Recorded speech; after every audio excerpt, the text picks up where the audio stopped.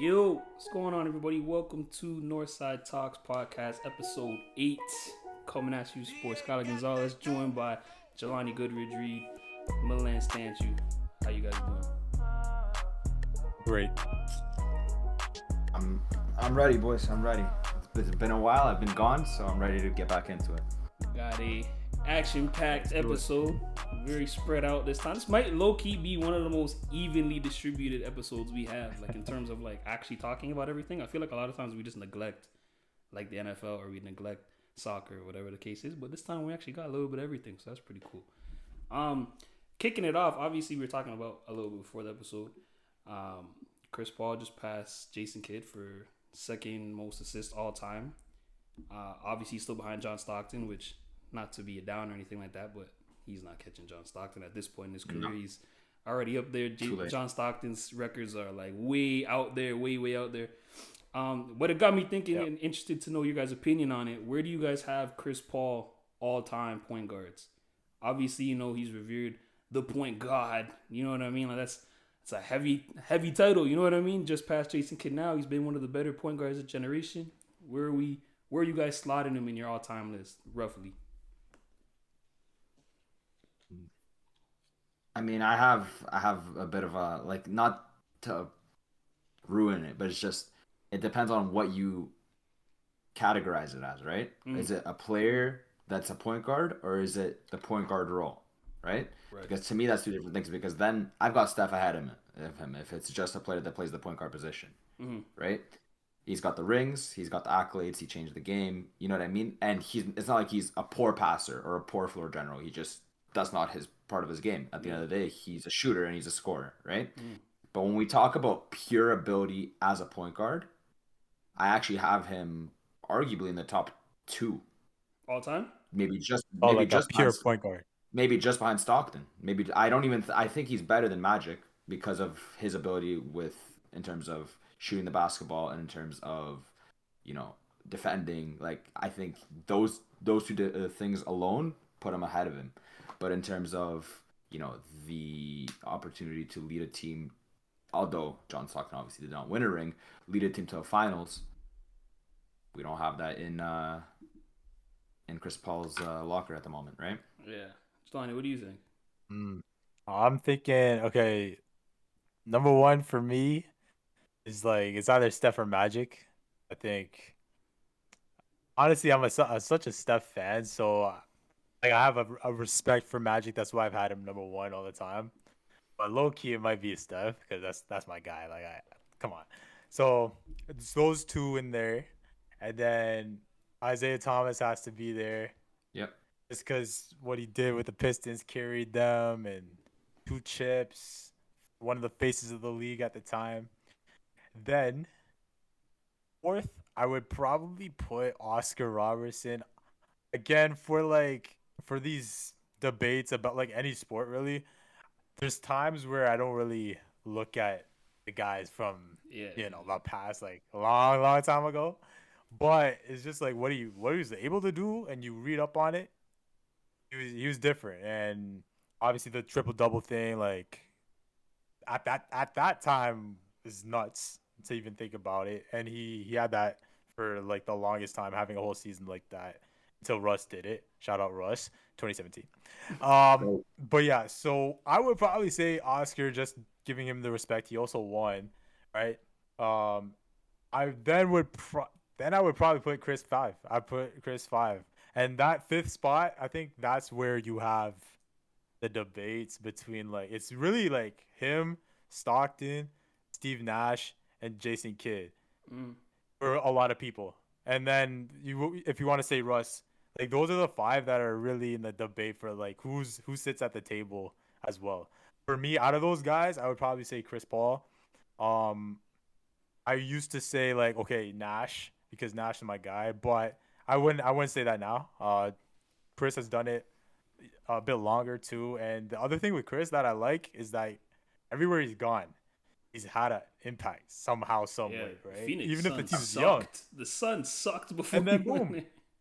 And then boom, they go to the finals. And then like even OKC, when he got there, they weren't the same OKC that they were, but they still made moves. they ended up being a team in the West that made some noise, right? I know they got bounced a bit early, but still, like they were a young group, and then he, helped Shea and everything. So I'd probably say Chris fifth overall, like in my list, fifth overall all time. I'm not gonna lie. I feel like I've maybe underrated Chris Paul now that I'm hearing the thing. Well, I don't know. Personally, I don't even think I have him in my top 5. I can't lie to you. I have Magic and Steph as 1, 2, whatever you want to put it.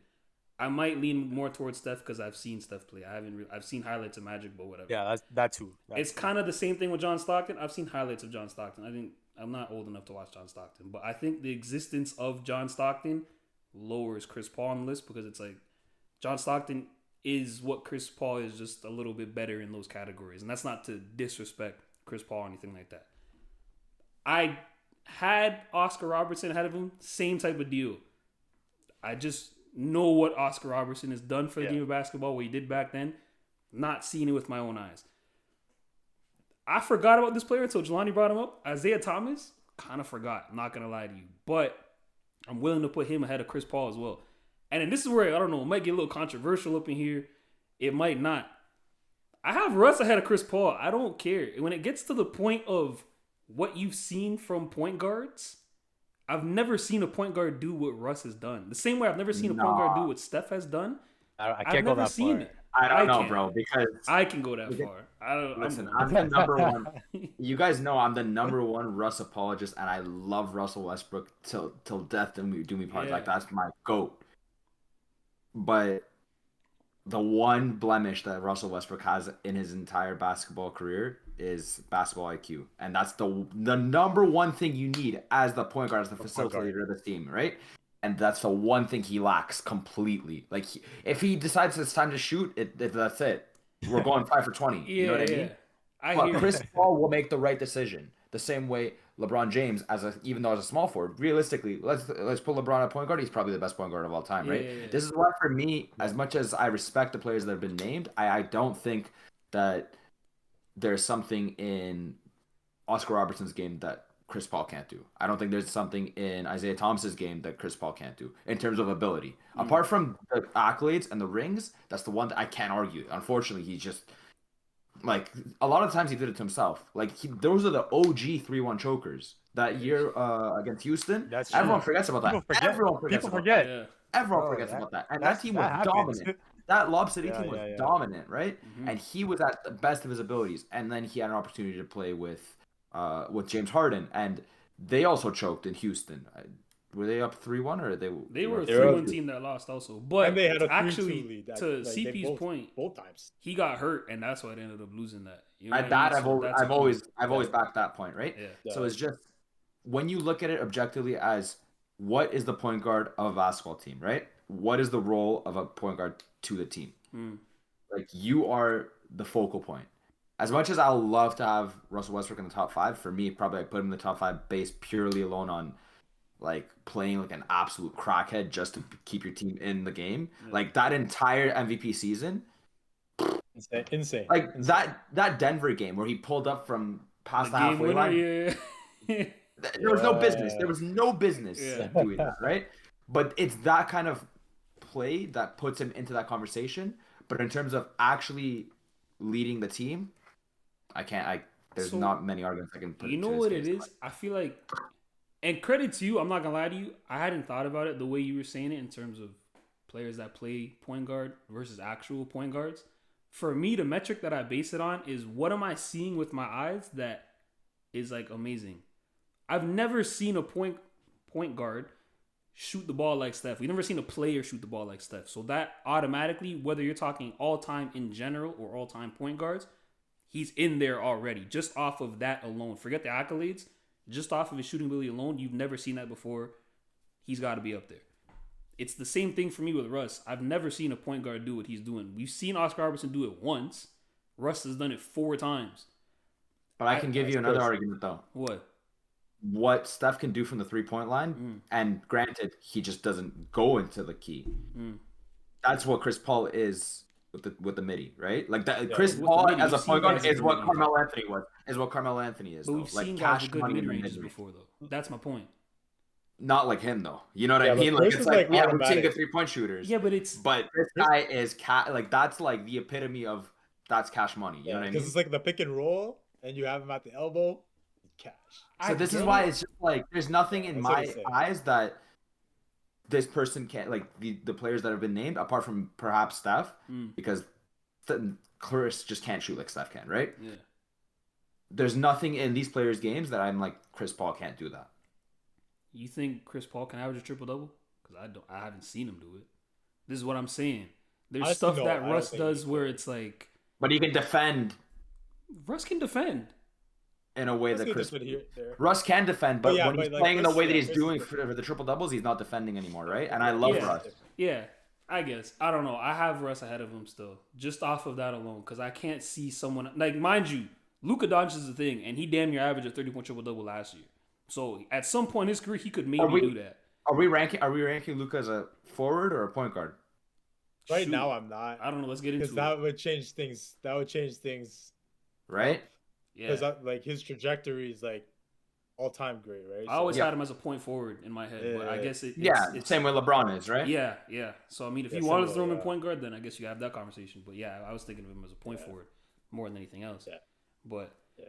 I don't know. I think it's kind of freaky the fact that Jason Kidd doesn't get that much love. You know, Jason Kidd was second Bro, behind Stockton in all I of don't these know. same categories. I'm the kid agenda. I'm on the kid agenda. I've been on the kid agenda, so that's why like sometimes I'm like, bro, I think he's the forgotten one for some reason. He shouldn't be forgotten Yeah, because New Jersey was a good team because of him. mm-hmm. You know what I'm saying? Like they had a good team around him, but he was the guy. And obviously he had to go up against Shaq and Kobe, so we know what's gonna happen there. He went up against the Duncan Spurs. We know what's gonna happen there. But the fact that he was able to do all that winning, plus he was MVP talks every year at the time. He was the guy. Like That at point should have guard. been Lonzo, bro. That should have been Lonzo. That's the only Holy. reason I don't talk. That should have been Lonzo. yeah. Yeah, Jason Kidd, bro.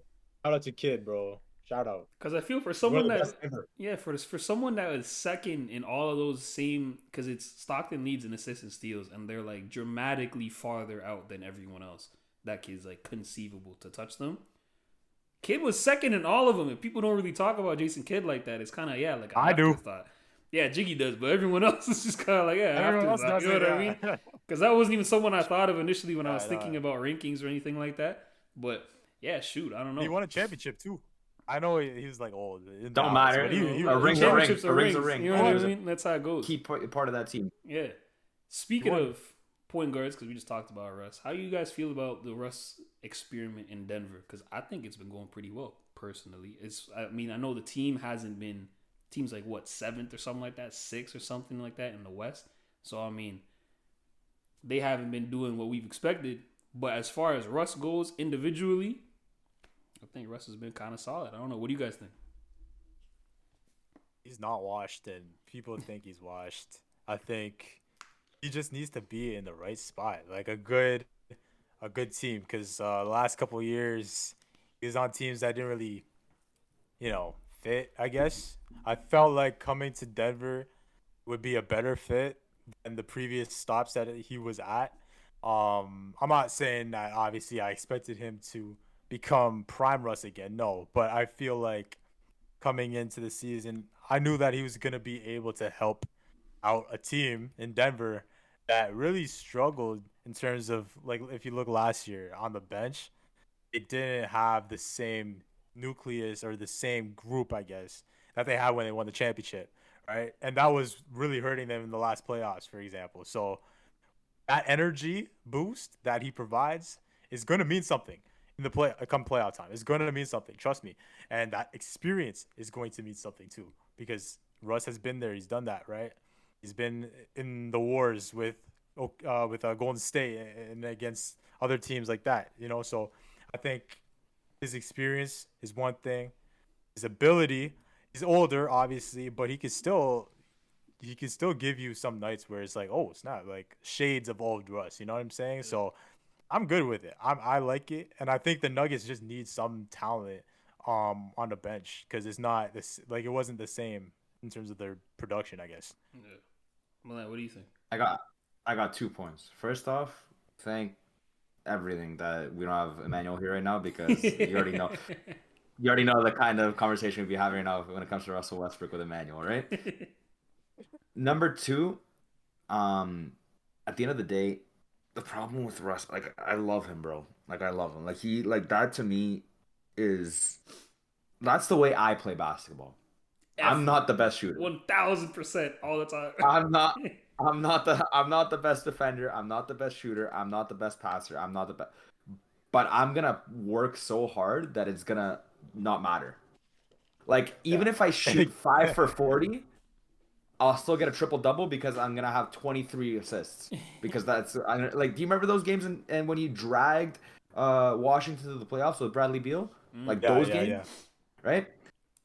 My issue, honestly, from what we're talking about here, like what you mentioned with Denver saying that they're rated now in the sixth in the West.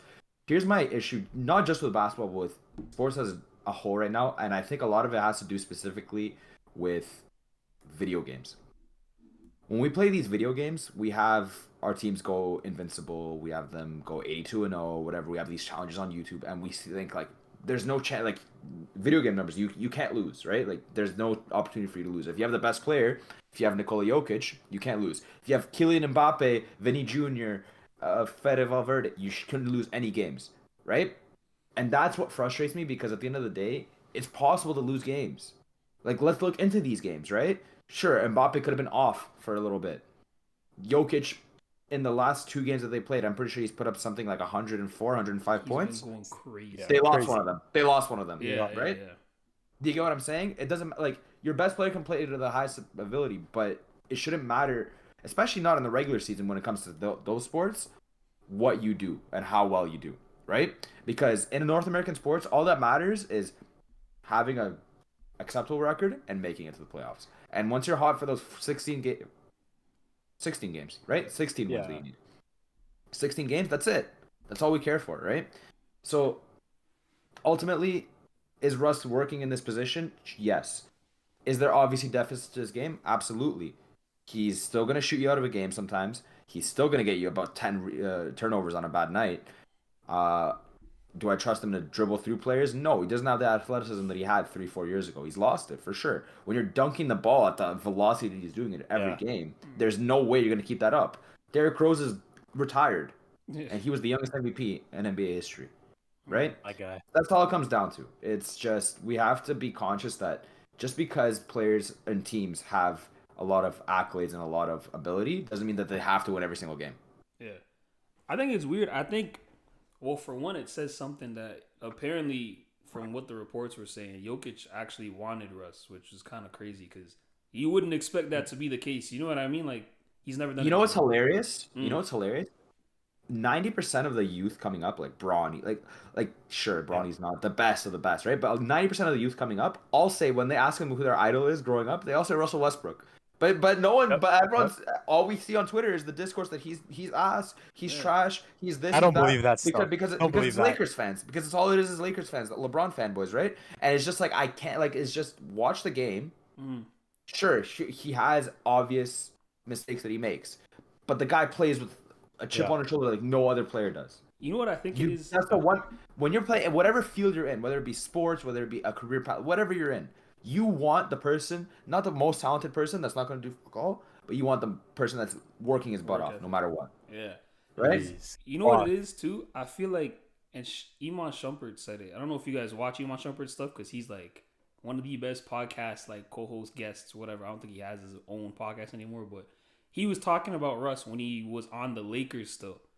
And he was saying how everyone's bagging on Russ because he can't shoot, whatever. And it's like, people are acting like that's brand. He couldn't shoot in his prime either. You know what I mean? It's just that in his prime. He came into the league as a defensive stopper with no shot. And now he's arguably the best rebounding point guard of all time. That's what I mean. So I think what you're seeing now is Russ that has adjusted to whatever role he needed to be on the Lakers, Clippers, whatever. Because before, in his prime, every time Russ touches the ball, you're in the middle of the court. All your shots are in the middle of the court. When you moved on to the Lakers, Clippers, now Denver, your shots are on the wing. They're on the corner. That's why you're hitting the side of the backboard now. This doesn't look... This isn't where you're supposed to be. This looks weird for you now. And to his credit, Russ is shooting something like 36, 35% from. He's having like one of his best shooting seasons right now. Like I don't know how that's happening. Not great though. That's not great though. It's not great, but for Russ, that's amazing. I don't know if he's ever shot that good. And so it's working mainly because you have someone that's like someone like Jokic that has that much gravity to where it's like, oh shoot, Jokic has the ball, let's cheat a little bit more and leave certain guys open. And he's 35% of the time been making them pay for that out on the wing. You know what I mean? And it also helps that you like, for good and for bad, it helps that you also have someone like Michael Porter Jr. He shoots everything that like he's never seen a shot he doesn't like. So it helps having those kind of guys on your team to kind of take the attention away from you. Whereas Russ in his prime, everyone knew when Russ had the ball, it was probably going up or whatever the point was about to be at that point was going to revolve around Russ. You know what I mean? So I think it's cool that at least he's been fitting in with their scheme very well because I feel this was a very not career defining, but like I think if this didn't work, Russ would have been out of the league in a few years from now just because teams aren't gonna, you know what I mean? They're not gonna waste their time on that anymore. They would have done what they did to Melo when Melo didn't work. Yeah, they just wouldn't have wanted to waste their time with it. But now that he's showing that okay, he can actually work a little bit with someone like Jokic, and I'm not saying someone like Jokic as if it's just a regular guy. Jokic is obviously a thing, and just because I looked up the game log because Milan was saying that his last 5 games to be honest have been crazy. His last game put up 48 and 14, 56 and 16. 27, 20, and 11, 38 and 10, 28, 14, and 11. Like, dude, the guy's been cool. Crazy. Look at that. That guy. Embiid's crashing his butt, bro. Dude, as much as Embiid's I'm not even going to get into it. We don't have to get into it. Something's sore with Embiid, but yeah. But as much as I want to see a different MVP, you know what I mean? Like, bro, I've been saying this, bro. How? He's a different breed, bro. He's a different breed. Yeah. And it still makes no sense. And Milan, we have to give Milan credit. He was there before I was there. Y'all know how much I pushed the agenda, but he was there before me. Even before me.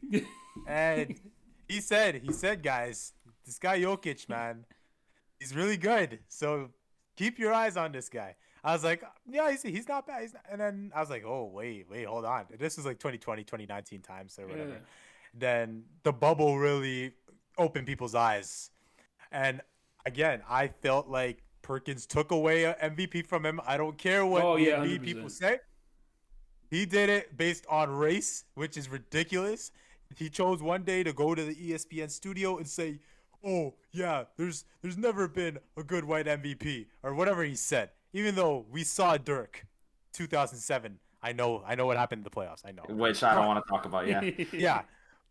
And Nash, I get it. I know Shaq could have got it, or Kobe, or whoever at the time. LeBron. He got the 2. We got to live with the history.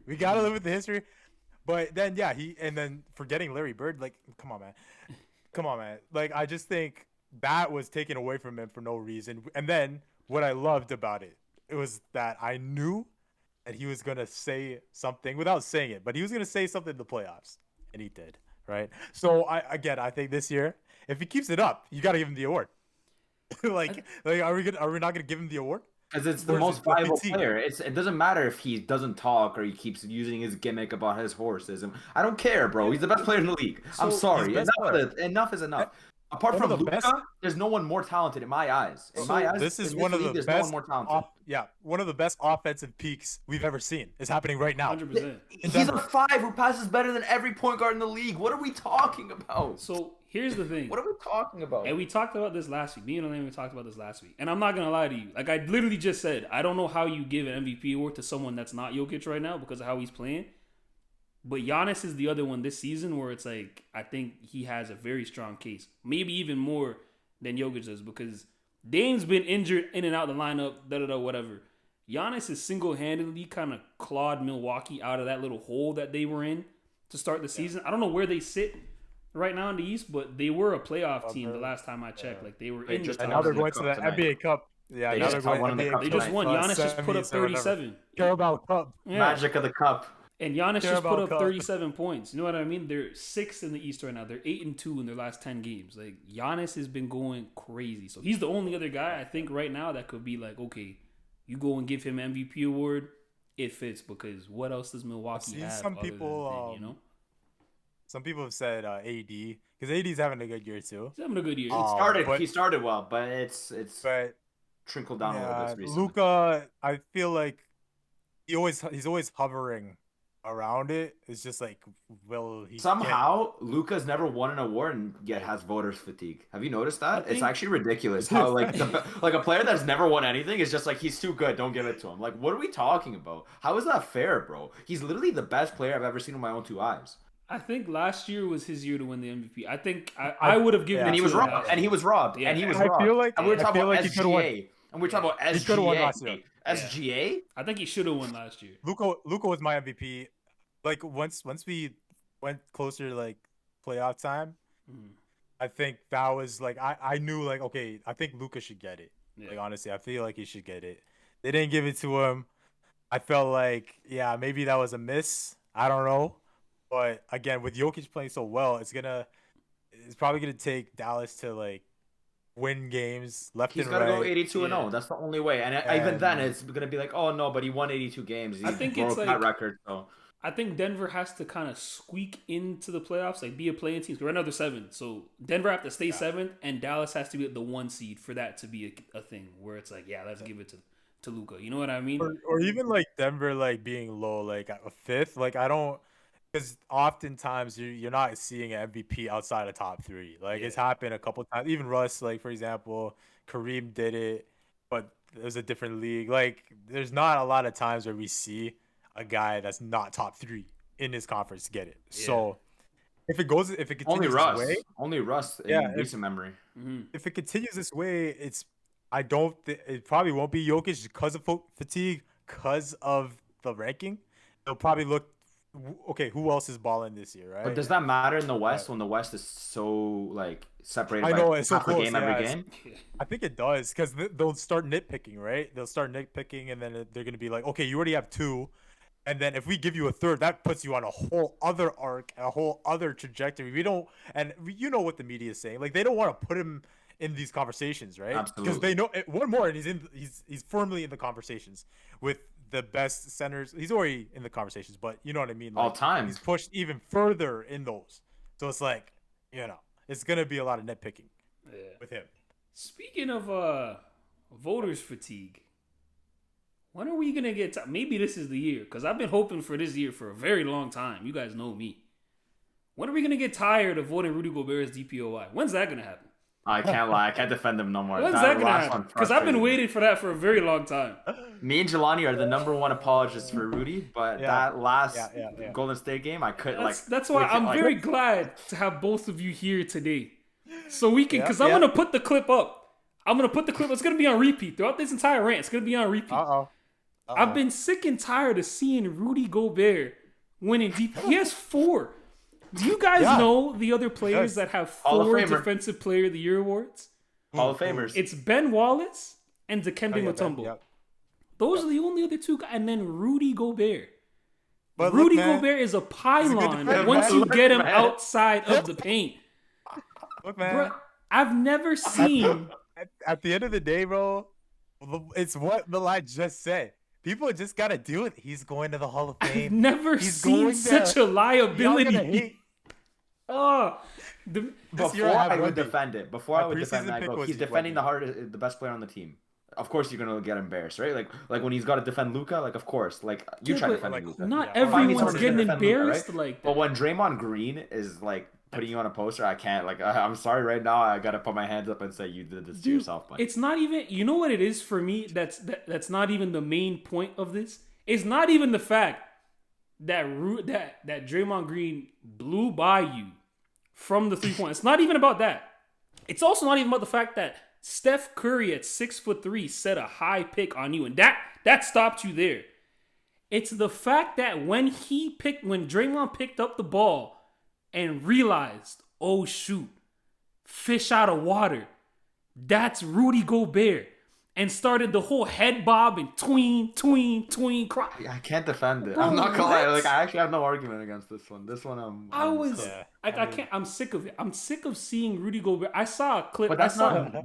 That's new. Like that's new. It's like, not. That one I've never seen before. It's not new. I've never seen bums do that to me. 'Cause in my eyes now, in 2024, Draymond Green is a bum. Sorry. I've seen. You lost your starting position to Jonathan Kuminga, the cum bucket. Are we for real? That's a crazy No. nickname. That's a horrible nickname. I don't know who started that. That's gotta be one of the worst nicknames I've ever seen in my life. But I've seen videos. You see what I'm saying? I've seen videos, and there'll just be like TikToks of people just the best one-on-ones in the NBA, or defenders getting cooked in the NBA, and Rudy's always up there. Whether it's Steph, whether it's CP, whether it's Draymond Green now. He's a liar. Steph and Like CP, again, there's no one that can defend those guys. Giannis He- is he that's can't- not he can't happening to defend on the Giannis. That's not perimeter. happening to Giannis. They might score, but Yeah. he's not getting twisted around like that. How Rudy literally looks like a newborn baby. He looks like Steph a also- baby Giannis giraffe also when wouldn't he's try outside. like that.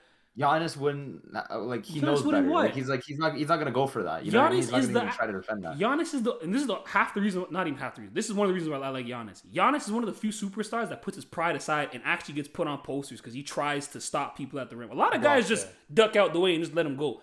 Giannis really guard. When Rudy's outside the paint, he looks like a baby giraffe on ice. He doesn't know what's going on. Left foot's here, right foot's there.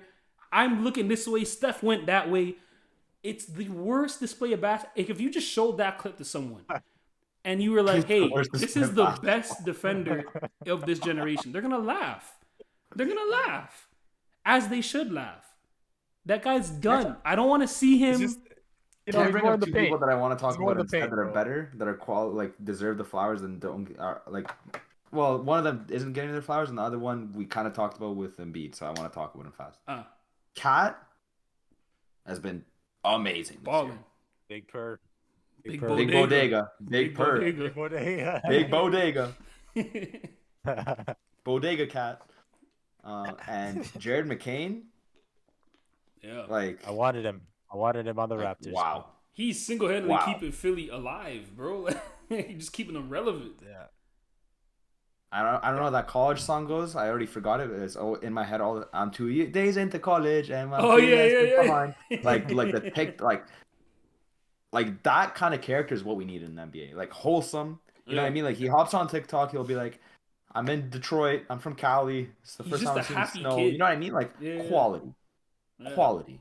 He's just a happy And then the kid. best part is he's genuinely like it's one of those guys like he's obviously better than a lot of them too. So it's just like they kind of just hug it. They can't really argue with him like Yeah. when he's doing shit that they don't already. Yeah. Like, No, he's actually good. He's actually he's good, better so- than them. I'm surprised he fell that low. Like, I'm not gonna act like I watched every college basketball game, but he was like, I am what? surprised. Do you think that has to do with the TikTok stuff? It could Like, be. do you think like in terms It of like could be. marketing your teams, It could be. Could have like been, people are but scared of taking a chance And on the that? thing is, too, Yeah. it's good that he is playing well because if you weren't and you're doing this TikTok stuff and whatever, like you just made the target on your back so much bigger now. You know what I there mean? was a If there that was a the clip. case. There was a clip in like August that came out of this like Southampton fan like dancing, and I was like, I dare Arnslot to have a bad game with Liverpool, and like Liverpool hasn't lost a game I this think I know what season. you're talking about. Liverpool I hasn't think I lost a know game what this season. That clip is still yet to be used because of that. Yeah. So it's like stuff like that, like being used against you is just it's easy ammo until you're good, and then it's like, damn, it's just Yeah. a clip now. You shouldn't have fell. You shouldn't have fell in the draft. Like Because I where don't know did he what's going go? on. He went outside the lottery. He went to didn't Duke, 17th, I think. He went to 17th is what Duke. I'm saying. and he's a good player. Like I watched him, like because I watched college ball, and he was on my ops, so I know what he's like, right? So, and he was a good player. So that's why I was like, okay, because he was falling so much, I was like, okay, the Raptors are not too far from this pick right now. So hopefully, the Sixers don't pull the trigger. They did, and rest is history right now. But yeah, he's a good prospect. He was a good prospect anyway. Dude, he fell to 16th, and when you look at the That's a weak draft, class, too. It's a horrible draft. Like he Terrible literally draft. might be the best player in the draft. Alex Starr wasn't the first consensus pick. I know that he didn't want to go there, Yeah. but still, Yeah. it's one of those like if Research- he's the best player, you just still get picked kind of thing, right? The Come on, only bro. thing I've seen from Zachary Richardson from Atlanta is he has confidence issues, saying, "Yo, I was an athlete overseas. Now I'm just regular." That's the only thing I've seen from him.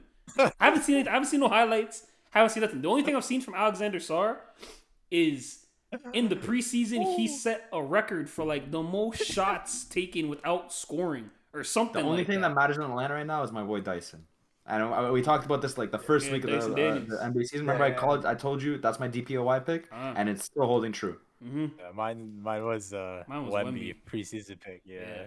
I feel like Wemby's kind of a cop out though. The guy's like 7'5". You know what Yeah, I I know, That's voters Yeah. fatigue in their second year. mean? Like Yeah. that voters fatigue in the second year. Yeah.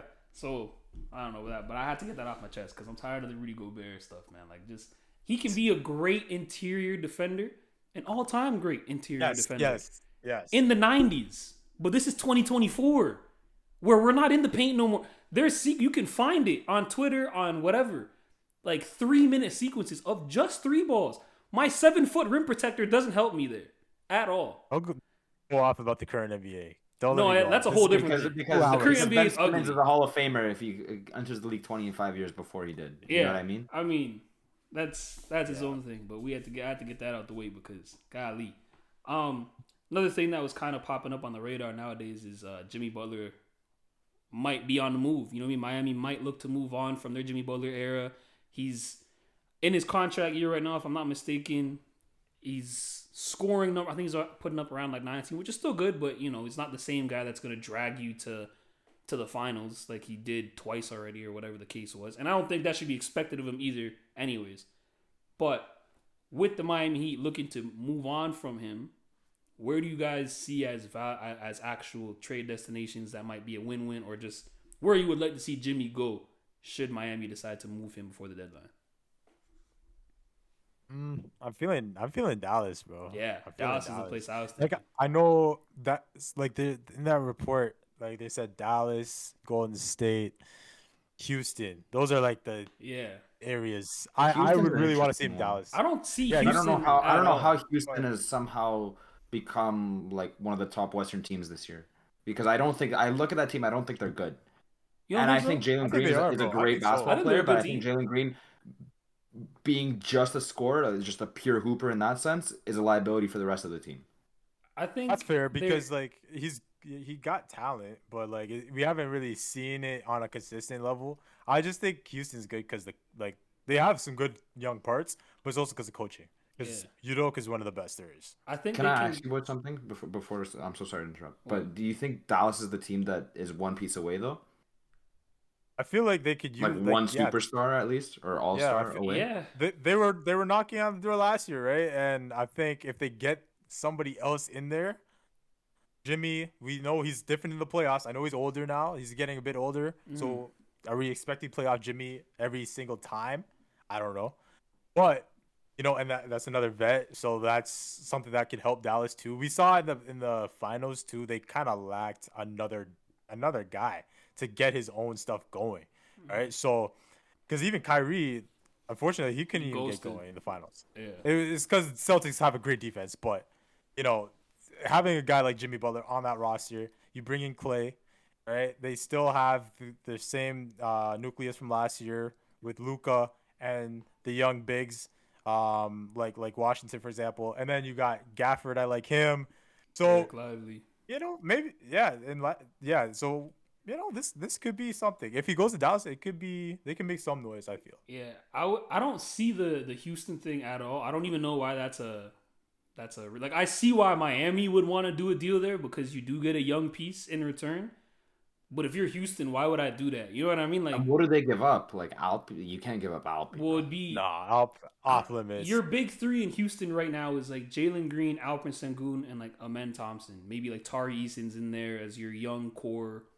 He's not a good. They're year. not And moving it's like- Fred. They're probably not moving. You're not Fred. moving. Like, even if you were wanting to move Fred, if I'm Miami, I don't care about Fred VanVleet. Yeah, I don't. Like, yeah. I don't. No, but that's what I'm saying. So that's why I think Golden State is the most realistic option, right? You get AirPod, you get Cumbucket, you get any of those kind of Brother, pieces. can we right stop that, please?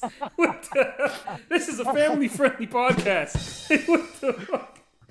Even I'm not opposed to Trace Jackson Davis. I think he's somewhat of an underrated player. Yeah. He is. be He was honest. an underrated college player, actually. He was great in college at Indy, and I don't know another guy that I don't understand why he fell. But anyway, yeah, like Golden State, they've been looking.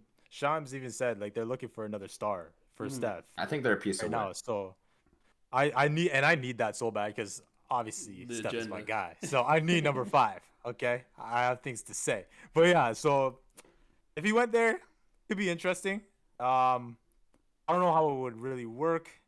I just think it would work better in Dallas. I don't know. Me I know he too. would touch the ball less, but I think I think the whole thing, like The in only general, thing like, is with the Dallas thing, I'm looking at their roster and it's like, what do you give up? What are you giving up? Yeah, Exactly. It's I just don't. picks. It's just your future. But is that worth it? No, I Yeah, don't because think. they're a good team. Not in so one it's like, contract. Like you're not in a position right now where I'm like, yeah, you get that one piece, and this year winning the championship. That's Yeah, not happening in my eyes. I don't know what necessarily the Miami Heat would want. Like, if I'm Miami, and actually you don't even need him. You don't even need Derek Lively because you got Bam Adebayo, so that doesn't make sense.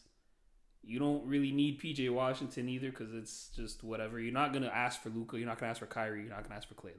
Those are non-negotiables for Dallas to Maybe stay like, one piece away. You want to keep know. all three of those guys and then add someone in like Jimmy. And I feel like if there's a way they can get that done, now it's gonna be literally probably just a plethora of or you know what it might be if they do end up doing that. It might be some Clay and some picks. No, just one of those weird 3-team, 4-team trades when, like, you know what I mean? Yeah. A random team gets involved and Miami get dealt whoever and It just like reeks that. of a Larry Markkinen somewhere trade. Something you know what like I mean? that. Like, you know what I mean? But I don't know. I think it would work the best on Dallas because, you don't really need Jimmy to be your ball dominant scorer because you have two of those already. You need a guy, honestly, that's going to pick up Luka's slack on defense because we know Luka doesn't like to play defense all that much. Milan, it's the truth, brother. He doesn't like playing defense, and that's okay. If we can get enough guys around him, it is okay. That's right. If we can get enough guys around him Best offense. to play defense, then you know what, brother, you can do whatever you want at the defensive end. And it goes the same way with Houston right now because you were saying the whole Jalen Green thing. I think Houston's okay as long as you have like a Men Thompson and Tari Eason. I don't remember what they call them, like the Terror Twins or something like that, is whatever they were calling them. Because defensively they're solid, so they can pick up that slack for Jalen Green. But I don't know. Dallas would be a cool little spot.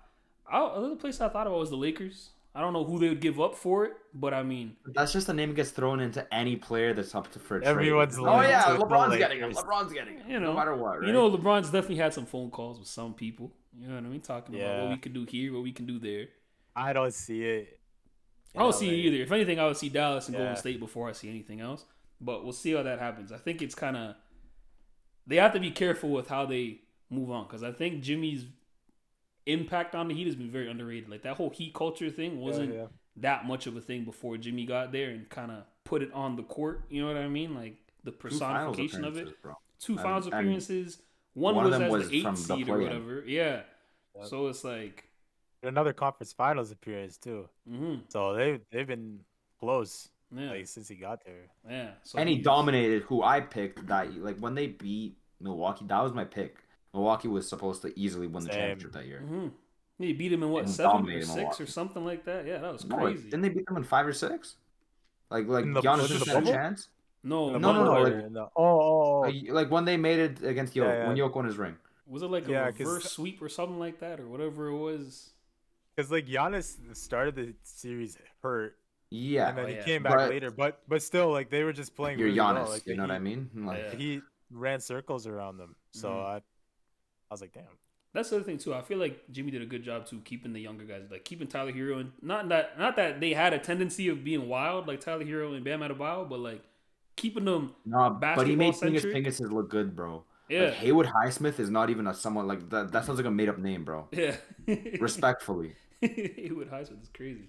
But yeah, they got to be careful with how they decide to go about that. But I guess they don't want to have to give because I'm assuming they've had some talks about a contract extension and their numbers are just nowhere close to being aligned. You know what I mean? Because they're just gonna Jimmy. I don't know if he's gonna want a max, but the way NBA money is, I can't give him a max. You see what I mean? I don't know. Okay, and like the he have like if they keep him, like what's your direction? Like everyone's you're getting older, and then like who's the next guy? It's just like I think the Heat are probably gonna have to reset pretty soon. Yeah, but they're in a good place to reset. You got two young guys. Yeah, you know what I mean? Yeah. Speaking of money, this isn't even on the list of things to talk about, and I don't even know how much any of us know about this kind of stuff. Did you guys see Juan Soto's contract with the Mets? I did. Oh, bananas. Brother, I might have to go get my kid into baseball. Yeah. Yes, But sir. also, you got to remember it's 15 years, right? So 50, yeah, but But still, yeah, no. that's that's something that a the whole messes me up. mortgage How do signed you off. even project that far? You signed a contract for almost 2 decades. Well, most of them don't meet that, right? Yeah, Like they're that's still what it gonna is in get paid. baseball. They're still on the payroll, I saw this even if thing, like, Well into their yeah. like retirement, like they're still Yeah, getting yeah, yeah. paid. dude. I saw this thing that I think in 4 years or something like that, he can opt out of that contract. Yeah. But if he opts back in, he gets like a $4 million it's big. pay Like, it's a rise crazy every year or thing. something like that. Yeah, it's crazy, Bro, man. what? Because like I'm getting more into baseball. I think it's a good sport. It's just like It's the just length boring of to watch a little games. bit. My to me Yankees. sometimes. It's just a lot of My games. Yankees. That's my only thing.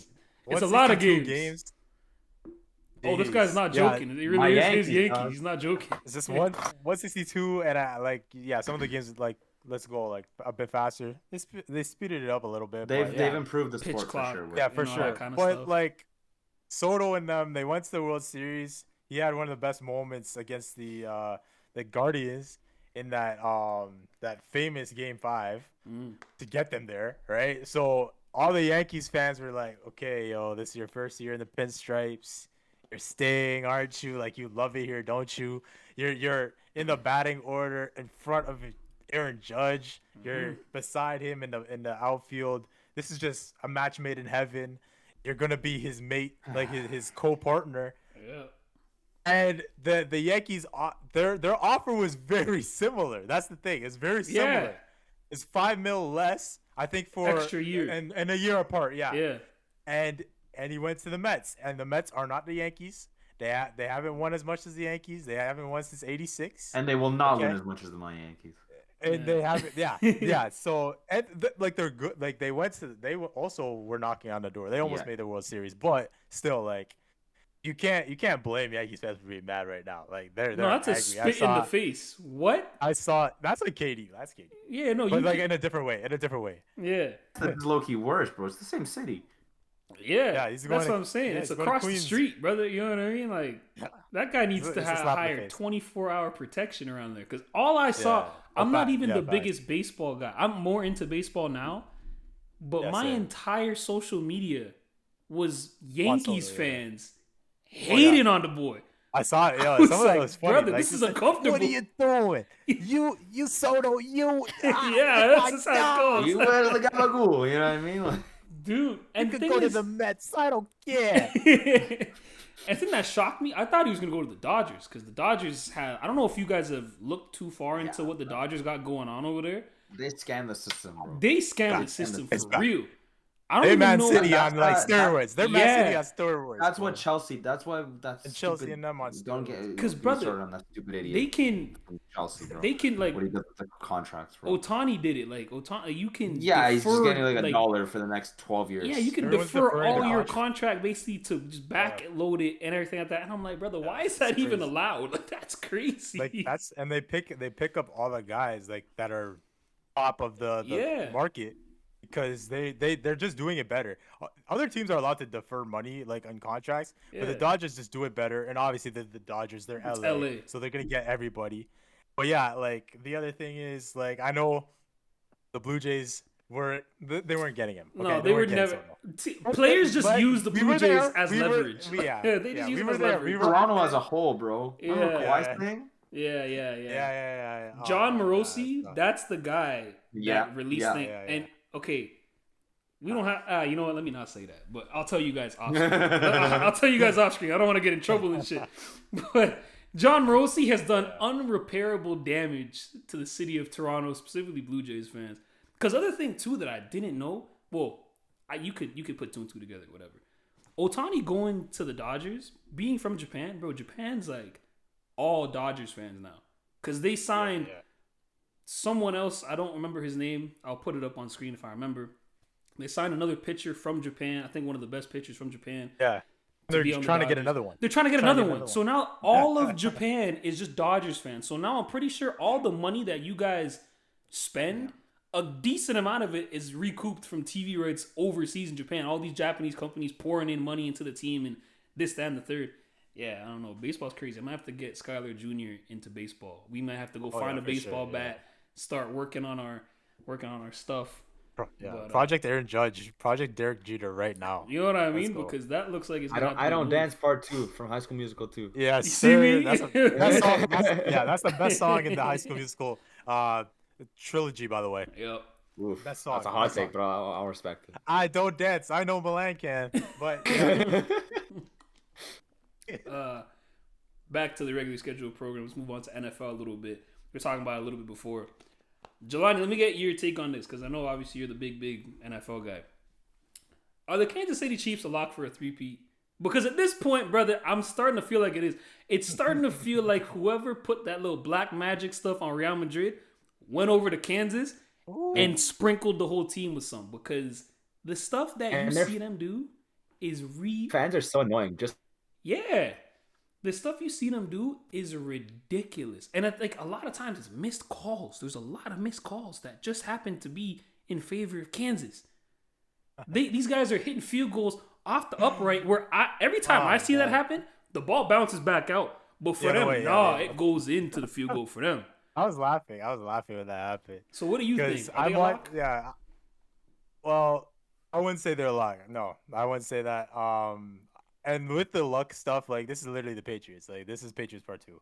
The dark magic that we're seeing, those two have taken, like the Patriots took from Real Madrid, and now the Chiefs have also taken from Real Madrid. But I think they took a little more. I think.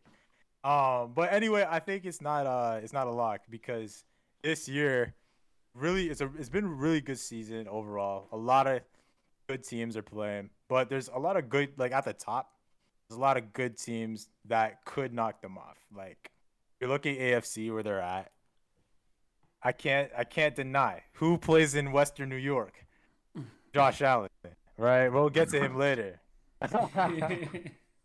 And okay, I'll be honest here. I know we have Josh Allen topic. Okay. Mm-hmm. I have been anti Josh, and it's not because of him. It's not him at all. It's the fans. So it's similar to Stephen A. not liking the Cowboys because the fans, right? I think some Josh Allen fans take it way too far, and to the point where they start disrespecting the greatness of Patrick Mahomes, which I will not allow, right? And this was pre-2024 when Allen's balling this year. Like this is before he deserved it. So, but I could be objective. I'm always objective. And the Bills, to me, they really scare me. As somebody who said the Chiefs are going to win again, they really scare me. Because Allen's playing really well. They have the best offensive line in the Allen era. They don't have Stephon Diggs anymore, but they have weapons that Allen, like he's free to share the ball. He always had to, Stephon was always in his ear, like, yo, pass me the ball. So he had to force, and then, and then the defense, they lost a lot of guys, but they've been really good this year. And I wasn't expecting that. I can't lie. I was not expecting that. I thought they would take a step back. So the Bills are there. The Steelers are there. The Steelers can make a run. Mike Tomlin's working miracles over there. Like. Yes. And the thing is, so in NBA, we say, like a lot of people said, Russ is washed. Same thing with NFL. Russ is washed. No, he's not. I said, and this is so funny. I told these men, I said this like 10 million times. Russell Wilson isn't washed. Just put him in the right situation. Seattle, he left, went to Denver, didn't work. It wasn't the right spot for him. I said, put him in a good group, and he will be Russell Wilson. Look what's happened in 2024, guys. He's playing well. Yeah. Okay, so I think the Steelers are balling. Their defense has always been good and has always carried them. I just think the only thing with the Steelers, like, can they get a weapon that can step up aside from George Pickens on the outside? That's it. Then NFC, right? So those are the top two, I think. Right now, like, if you look at the order, I guess, in the conference, those two in the AFC. Ravens are still there, obviously, if they could get things going. The Broncos, not yet. They're young. They're not there yet. The Chargers always play the Chiefs the toughest, I find, because their division rivals is always tough, but they're not. They just can't find a way to actually beat the Chiefs. And the Texans, they're a first-round exit, in my opinion. Sorry. Then the NFC. You look at the Lions. The Lions built strong, right? They're a good group. The Eagles, Some turmoil going on over there. Yes, they're 11-2. I don't know why they're beefing each other, Yeah. but I am the biggest Cowboys fan you'll ever meet, but I'm objective. The Eagles really scare me. The Chiefs and the Lions are maybe Josh Allen might be my only hope, because the Eagles might do something, right? But those are the only two in the NFC I see. So I think it's spread out. I don't say guarantee. It's not guaranteed. Because the only reason why... Oh, yeah, Can I ask go something ahead, real fast? Go ahead. So, I know you were saying like Bills fans are the people that annoy you because they disrespect Pat Mahomes. And let me say this before, because right now, obviously, in terms of currently, I don't think that there's a a quarterback better than Patrick Mahomes in the league. But is it not fair to say that like the gimmick that these Chiefs fans put on when they go, oh my God, we're struggling, against all odds, every time, and then they go and dominate, right? Except funny enough, except for every time they play the Bills in the playoffs, right? Because do you remember when we lost just because of a coin toss? Do you remember when all of those games, pretty much, Josh Allen outplayed Patrick Mahomes? And that doesn't mean that just because he outplayed him in those games that he's better. He's not. He's not. Patrick Mahomes is superior, right? But it's just that. So, we're just gonna defend it because I hate when these people are so annoying, bro. I see what you're saying, because the Chiefs have there are fans in their fan base that have a gimmick where it's like, oh, we're not that good this year. Y'all lost one game. Enough. Exactly. Shut up. If they just fix, I would love to be in that spot. Okay, you remember my team? Okay, yeah. So there's some things the Chiefs have to fix. They're not the same. I don't think they're playing the same way. The defense is not, but they're still the Chiefs. So I see what you're saying about that. For me, it's just like when Allen fans are just straight up saying, "Oh, he's the best quarterback talent ever." I literally. But is it not fair to say what I've said, that every time they play each other, somehow Josh Allen, I would say, gets more or less gets the better of him? The regular season, Josh has outplayed Patrick, because also Patrick has thrown interceptions left and right in those Bills games for some reason. In the playoffs, it's a whole other thing, because I think they're neck and neck. Because I think Pat has played well. 2020, that's the one time people forget about, though. The 2020 AFC Championship. I know ultimately Mahomes lost to Brady, but like that game, he outplayed Allen like crazy. That's the only one that is never mentioned for some reason. I don't know, but I saw truthers of Allen. I know he went crazy the other day, but saying he's the best quarterback talent ever, guys, can we come on? I watch the sport. I grew up watching the sport, and I still watch it every day. I consume it a lot. I've seen Aaron Rodgers, okay? And he was the best quarterback talent, in my opinion, ever, until Mr. Mahomes showed up. So don't give me that. Sorry. So, but yeah. With all that being said, because, I mean, Jelani kind of alluded to already, Josh Allen is front running the MVP race. Is that as close of a lock nowadays? Because, I mean, shoot. Mr. Saquon Barkley. Watch out. I think, okay, ultimately, if it ended today, it's Josh Allen. Why? Not just because it's a quarterback award, which it is. Like, the Offensive Player of the Year, for those who don't know, Offensive Player of the Year and Defensive Player of the Year at this point are the non-quarterback MVP awards. So whoever's best in the league on defense gets the DPOI. Whoever's the best non-QB gets, it's like the non-MVP for QB. But Allen's playing really well this year. He is. Like, he's been efficient. He's been passing and running the football. So he's doing that. Like I said, the expectations for the Bills, people took a step back on the Bills because they lost so much talent. So people were talking about New York Jets are going to win the division. Guys, really? Aged horribly. Comedy. Okay? The longest playoff drought in the 4 major leagues. And if you want to add WNBA too. And if you want to add MLS too. You want to add MLS? Yeah. So 14 years. Okay? 2010. All right? So, yeah. All 4 leagues, WNBA, MLS, you name it. UFC, doesn't matter. 14-year playoff drought. Okay? UFC playoff. And so they were projected. The Dolphins. I was on that train. I said the Dolphins. Yes, Tua got hurt, but I felt like they had the talent. But yeah, so the expectations weren't there. He's been balling. The rest of the team's doing really well. And now they seem to be on the trajectory of maybe doing it finally, right? So I think Allen, this might be the year for it. If there's a year for it, it's this year. Because Lamar also took a step back. Yeah, he was leading for the first half of the season. And then... But the only thing with that though is like his numbers are still like they still stack up. I'm not gonna say he's not in the race. It's just the Ravens, I should say, have taken a step back. And I'm not gonna give the MVP to a 5-loss team. I'm not gonna do that. I feel like it's the same thing with Joe Burrow. Because the Bengals suck. Burrow, and Burrow's been hooping still. You know what I mean? He's still been doing his thing, and the Bengals just have. Yeah. They've just been whatever. If the Bengals were good, then he would have got MVP. Like if the Bengals were a playoff team, he would have got it. Like no question about it. I think because he's been great. Yeah, I think the sleeper for this is Jared Goff because 11-1. Jared Goff's been hooping, but he just doesn't. He's not as wowing, flashy. You know what I mean? Yeah, like he's a pocket passer. One of the last few. He's not gonna like Nick Wright break out a run or anything like that. Yeah, he calls him a pedestrian quarterback. That's so disrespectful. You know, I think it is disrespectful because Goff has gone to the Super Bowl. He's been to the Super Bowl. He led one of the best offenses ever, 2018 Rams. I know they didn't actually score a touchdown in that Super Bowl. That was a really bad Super Bowl. Maroon 5 halftime show, terrible. But yeah, like I think if the Lions keep winning, then yeah, you definitely gotta put him there. Like they've only lost like one time this year. Yeah, I'm just waiting for Sunday because Sunday's gonna be probably the biggest game for the MVP. So Josh Allen versus Jared Goff, and depending on how that goes, and if Saquon, because Saquon is the one guy outside of QBs that could win it, just because the record for the most yards in a season is within reach.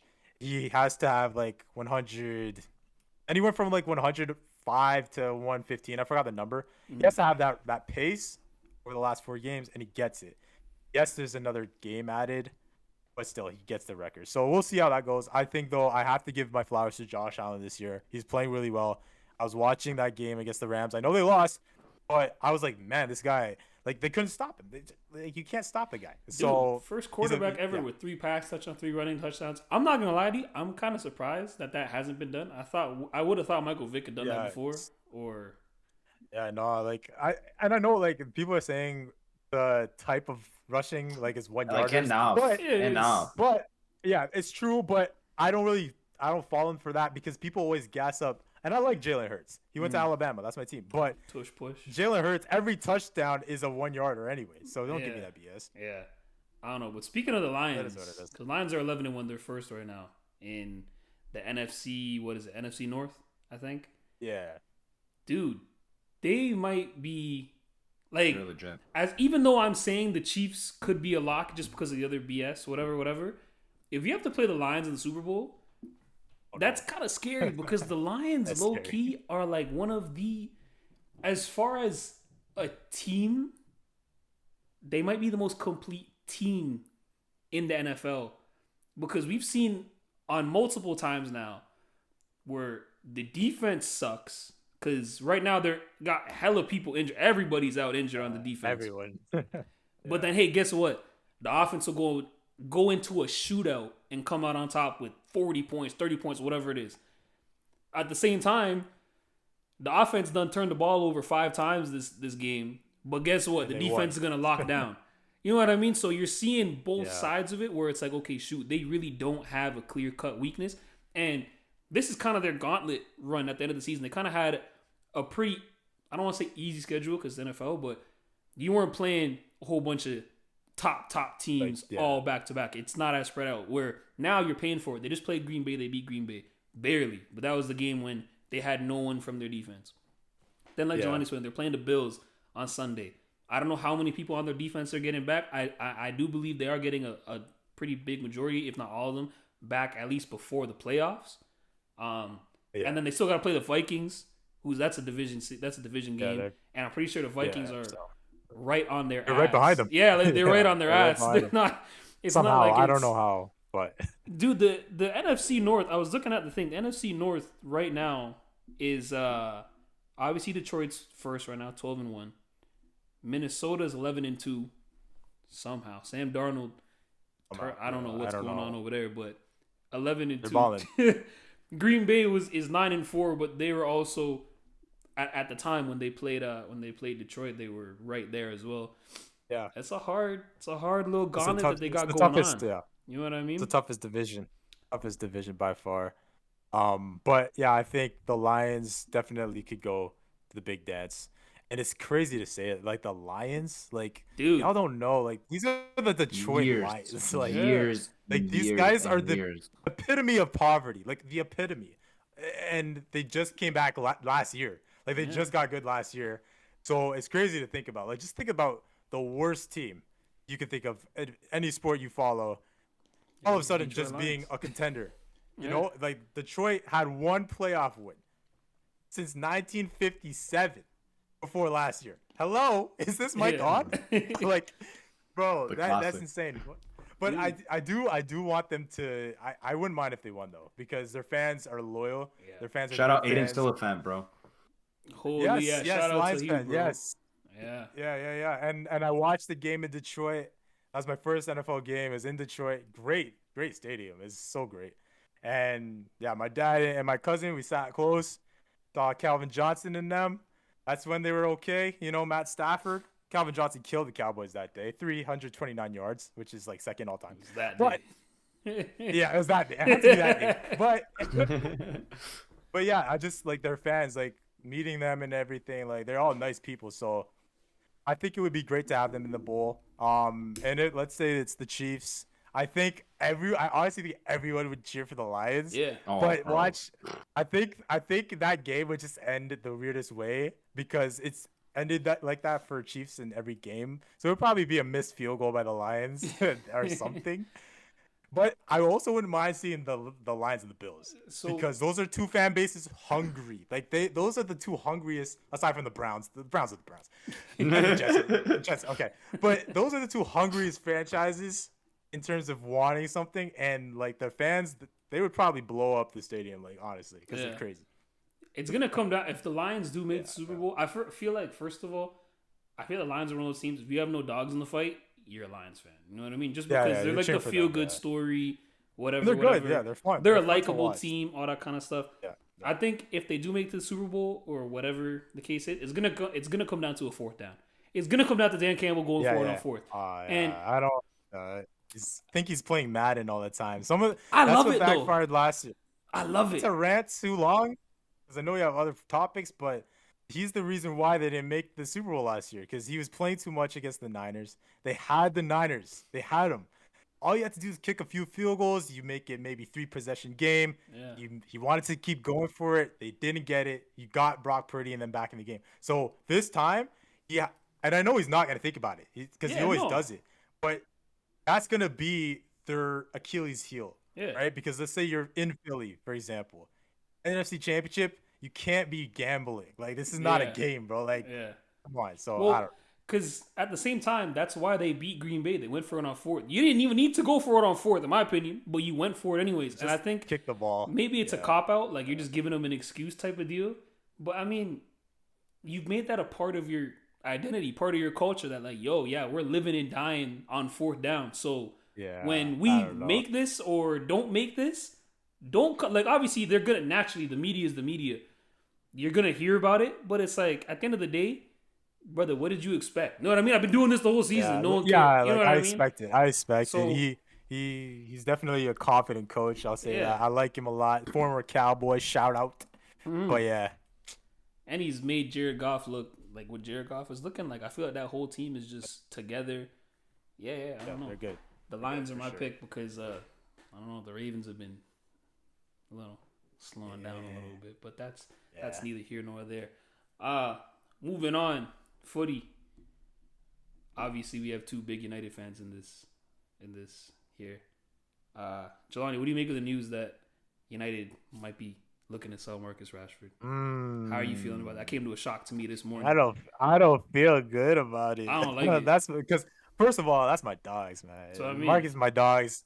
I've been through it thick and thin. We've been through it together, like from day one. Okay, we was in the academy to get now. So I feel like I don't know. Like I don't want it to happen. Like I think we should keep him on board. Obviously, we just got Amarim, So I want to see how he would look in Amarim's system. I also think like overall, because this just came up, so obviously you're seeing a lot of people's commentary and different opinions on it. But I just don't think that this would be a feel good for the fans in general, because again, you're talking about a guy who is an academy graduate, right? He's one of our he's one of our guys. Good goal scorer when he's consistent, right? And you don't want to lose that, of course. Obviously, there's some games where you're like, okay, you can do this. Maybe there's a performance where it's like, bro, what are you doing? Like, we need more from you, right? We're expecting more. Maybe it's a big match against a rival and he doesn't show up or something like that, right? And you're like, what's going on? But in general, for me, I'm not gonna say that it's all Marcus's fault that my club has wasted over $1 billion buying a shitty squad. Yeah. Why would I say that, right? Because I think, again, some people are gonna be like, fair, to sell him, fair. It's his fault for all this. It's his fault for the downfall. It's his fault for this and this and this. I'm like, bro, have you seen the roster construction? Have you seen what has been put around Marcus? Brother, we spent like 200 mil on like Anthony and Sancho alone. We had Diallo, Anthony, Sancho. But you know what the problem is? I don't know. I don't buy it. Like right now, you're saying this, but like 3-4 months from now, this is the issue with Rashford, and I love Rashford to death. Is that 3-4 months from now, we're not gonna have this conversation. We're gonna be like, he can't be starting a single game, right? And that's the issue with him, because the second a snow bunny comes into the mix, all of a sudden he's playing out of his mind, right? And that's what happened yet again, right? Yeah. It's just enough. And like, I love him. Listen, I love Marcus Rashford. The moment I stopped showing him as much love as I did is when, again, as we were talking about with Chiefs fans and Bills fans, the moment I started hearing United fans putting him in conversations with Leao, saying, "Oh, at least he plays in a league that's actually respectable and he actually performs." Listen, enough. Do you know what I mean? Like, enough. Don't even try to compare those two players. Leao different stratospheres. Leao is the better. If you want to swap you, Milan, we could do that. You could do that. There's not a point in Marcus Rashford's best point of his career that he even matches the worst of Leao. I'm sorry. Okay, let's calm down a little bit. I'm sorry. I wouldn't go that far. Let's calm down a little bit, but I agree with you. I see what you're saying, though. Yeah, like don't be putting him in conversations that he doesn't. And right now he's in this point. Right now, he's in that purple patch yet again, where he's performing well, and it just so happens there's a new lucky lady in the mix, right? Here's the thing that I don't understand. So Amarim comes in. He scores 3 goals in his first however many games under Amarim.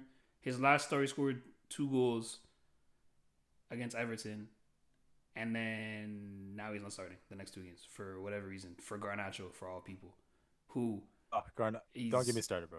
He's been horrible this season. I don't like that Garnacho, bro. This season he's been horrible. You gotta give him the opportunity to grow through. I like Nacho, but bro, like, come on, man. My problem is because we knew this was going to happen with this system that he plays already. We have a surplus of forwards and not as many positions. So yeah, certain guys are going to be in and out of the lineup, but it doesn't make sense at this moment in time. It didn't make sense for it to be Rashford coming off and Garnacho getting the start, considering what he's been doing. Like, he got off to a great start to the season. Nacho hasn't been playing well. He hasn't been playing well. Got off to a great start to the season, but as of late, the guy, and I said this to Emmanuel too, Garnacho's one of the funniest people. If you actually watch him play, he's one of the funniest people to watch, because you can you don't even have to hear him say it. You know his favorite player is Ronaldo. He tries to play like that, but he's not that. He's not in. You're not in, bro. He moves. Garnacho plays like as if at some point in his development he was the fastest player on the pitch, and it's never once been the case at the pro level. So many times. Even when he dribbles the ball, bro, like, it's just not. I swear he has the worst dribble success rate in the Premiership. He's not dribbling. You know what it is? The Argentinian, but specifically the South American style of dribbling. He's not doing it. Yeah. You know what I mean? So I don't know if you guys recall, like Kaká, the way he dribbled, I wouldn't Yeah. define that as the Brazilian style of dribbling. No, it was the too same way. direct. No, It was it's a lot it's more. different. It was a lot It's more different, Argentinian. It was a lot more Messi. Yeah. Riquelme, like that style, right? Yeah.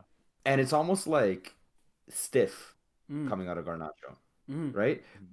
But at the end of the day, you see that there's raw potential in there that can be developed, and the only way you can do it is by giving the opportunity, right? So although obviously the player that's been performing the most recently has been Rashford, you have to give the opportunity for both of them to grow and then see whichever one you're going to pick from there.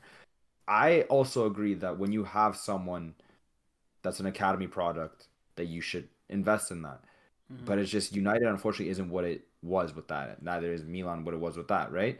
We don't respect our academy products anymore. Yeah. Okay. So I'm very happy you brought that up, because this is my thing with I'm not excusing his performances, because I do believe there are times where Rashford, quite honestly, is dog shit sometimes.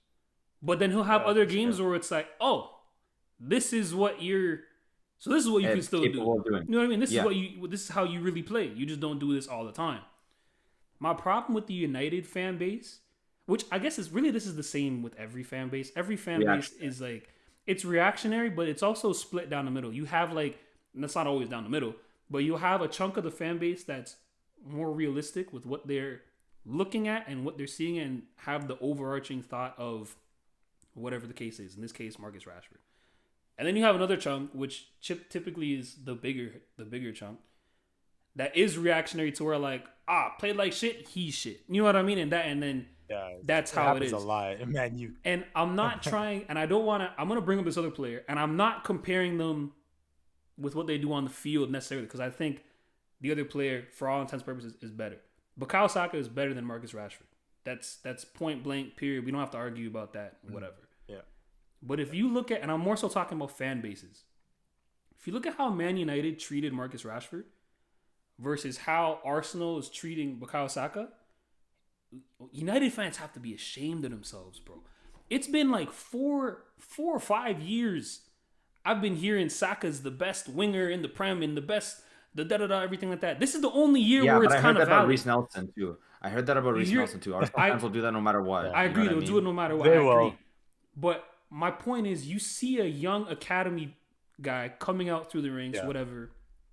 Arsenal fans were so quick, almost like they were hungry to latch on to something and like, this is our guy. This is what we're riding with. And Man U is like looking for anything negative. Man U go hot and cold. Fans do that when the management clearly doesn't hold consistency with the players that they sign or the managers that they hold on to. Yeah. Can you hold the fans accountable for that if that's kind of what they've grown up as a fan base, you kind of have to stay true to something. You know what I mean? Just because the team is flip-flopping, whatever, you don't have, like, the thing is, when Rashford came in, he was that golden boy that everyone put on a pedestal, and now you see where he's at. Garnacho was that golden boy you put on a pedestal, and now you see how people are treating him. Mainu right now is still on his honeymoon phase, golden pedestal. We'll see how that happens. We'll see what happens. But given the track record with United fans and their young guys, he's one bad performance you know what I mean? They're Like, gonna turn on him. They're gonna turn on him, bro. Versus, they're gonna say something. I'm sure you guys must have seen the videos from like a few years ago. Whenever, I don't know if it was AFTV or who did it, but some people went around the Emirates before after asking him, would you sell Bukayo Saka for a Champions League trophy? Yeah, I was just all of them, all of them were bringing. that. All of them looked at the guy as if they were spewing blasphemy. Like, are you mad? Like, get rid of Bukayo Saka. Nah, we'll win it with Bukayo Saka. Yeah. Dude, I'm pretty sure there's Arsenal fans out there that love Bukayo Saka more than they love their own children. United fans, we'll sell him just to finish in the Champions League. Honestly, we'll sell him anyway. Just sell him for fun. And it's like, brother, like, what are we? That's like, what I'm saying, bro. I'm not saying some of it isn't merited, because like Jelani brought up, like, it's a consistency thing. He's not, he doesn't produce on a consistent enough level for me to put him in the same conversation as Saka, because that's not what I'm trying to do. I'm not trying to say him and Saka are in the same area, whatever the case is. Like I said, I think this is the first year that Arsenal fans have been propping him up the right way, in the sense of, you know what? Yeah. I was going to say, like, we can actually have a conversation now about, you want to say he's one of the best wingers in the Prem, the best right winger in the Prem? You know what? I'm not saying that's true, but we can have that conversation now. You know what I mean? But before, the guy's 19 years old, and I'm hearing he's better than Mo Salah and this sounds. I'm like, whoa, what are we Like, doing? he's not Lamine Yamal, right? That's Like, what he's I not mean. It got to a point where it was almost annoying. But if you just look at the fan too base much, and yeah. how they treated Bukayo Saka, or how they're treating Bukayo Saka versus United different. treating Rashford, it's night and day, and it's crazy to me because both But of them. then it's like, if you're trying to sell, like the other thing is like in general, like if you're saying yo sell, okay, who are you gonna replace him with, right? That's the other thing because a lot of But do fans you do always that. have to replace? A lot of That's a good point. I think that's another point for sure. But I'm saying like the fans are so quick to say yo sell or move on or blah blah. Same thing with the managers, right? We see it all the time at Man U. Oh, this and this and this, right? So who are we bringing in if you want, or what are we doing? Okay, because that's our guy, right? That should be our guy. You're turning on him that quick.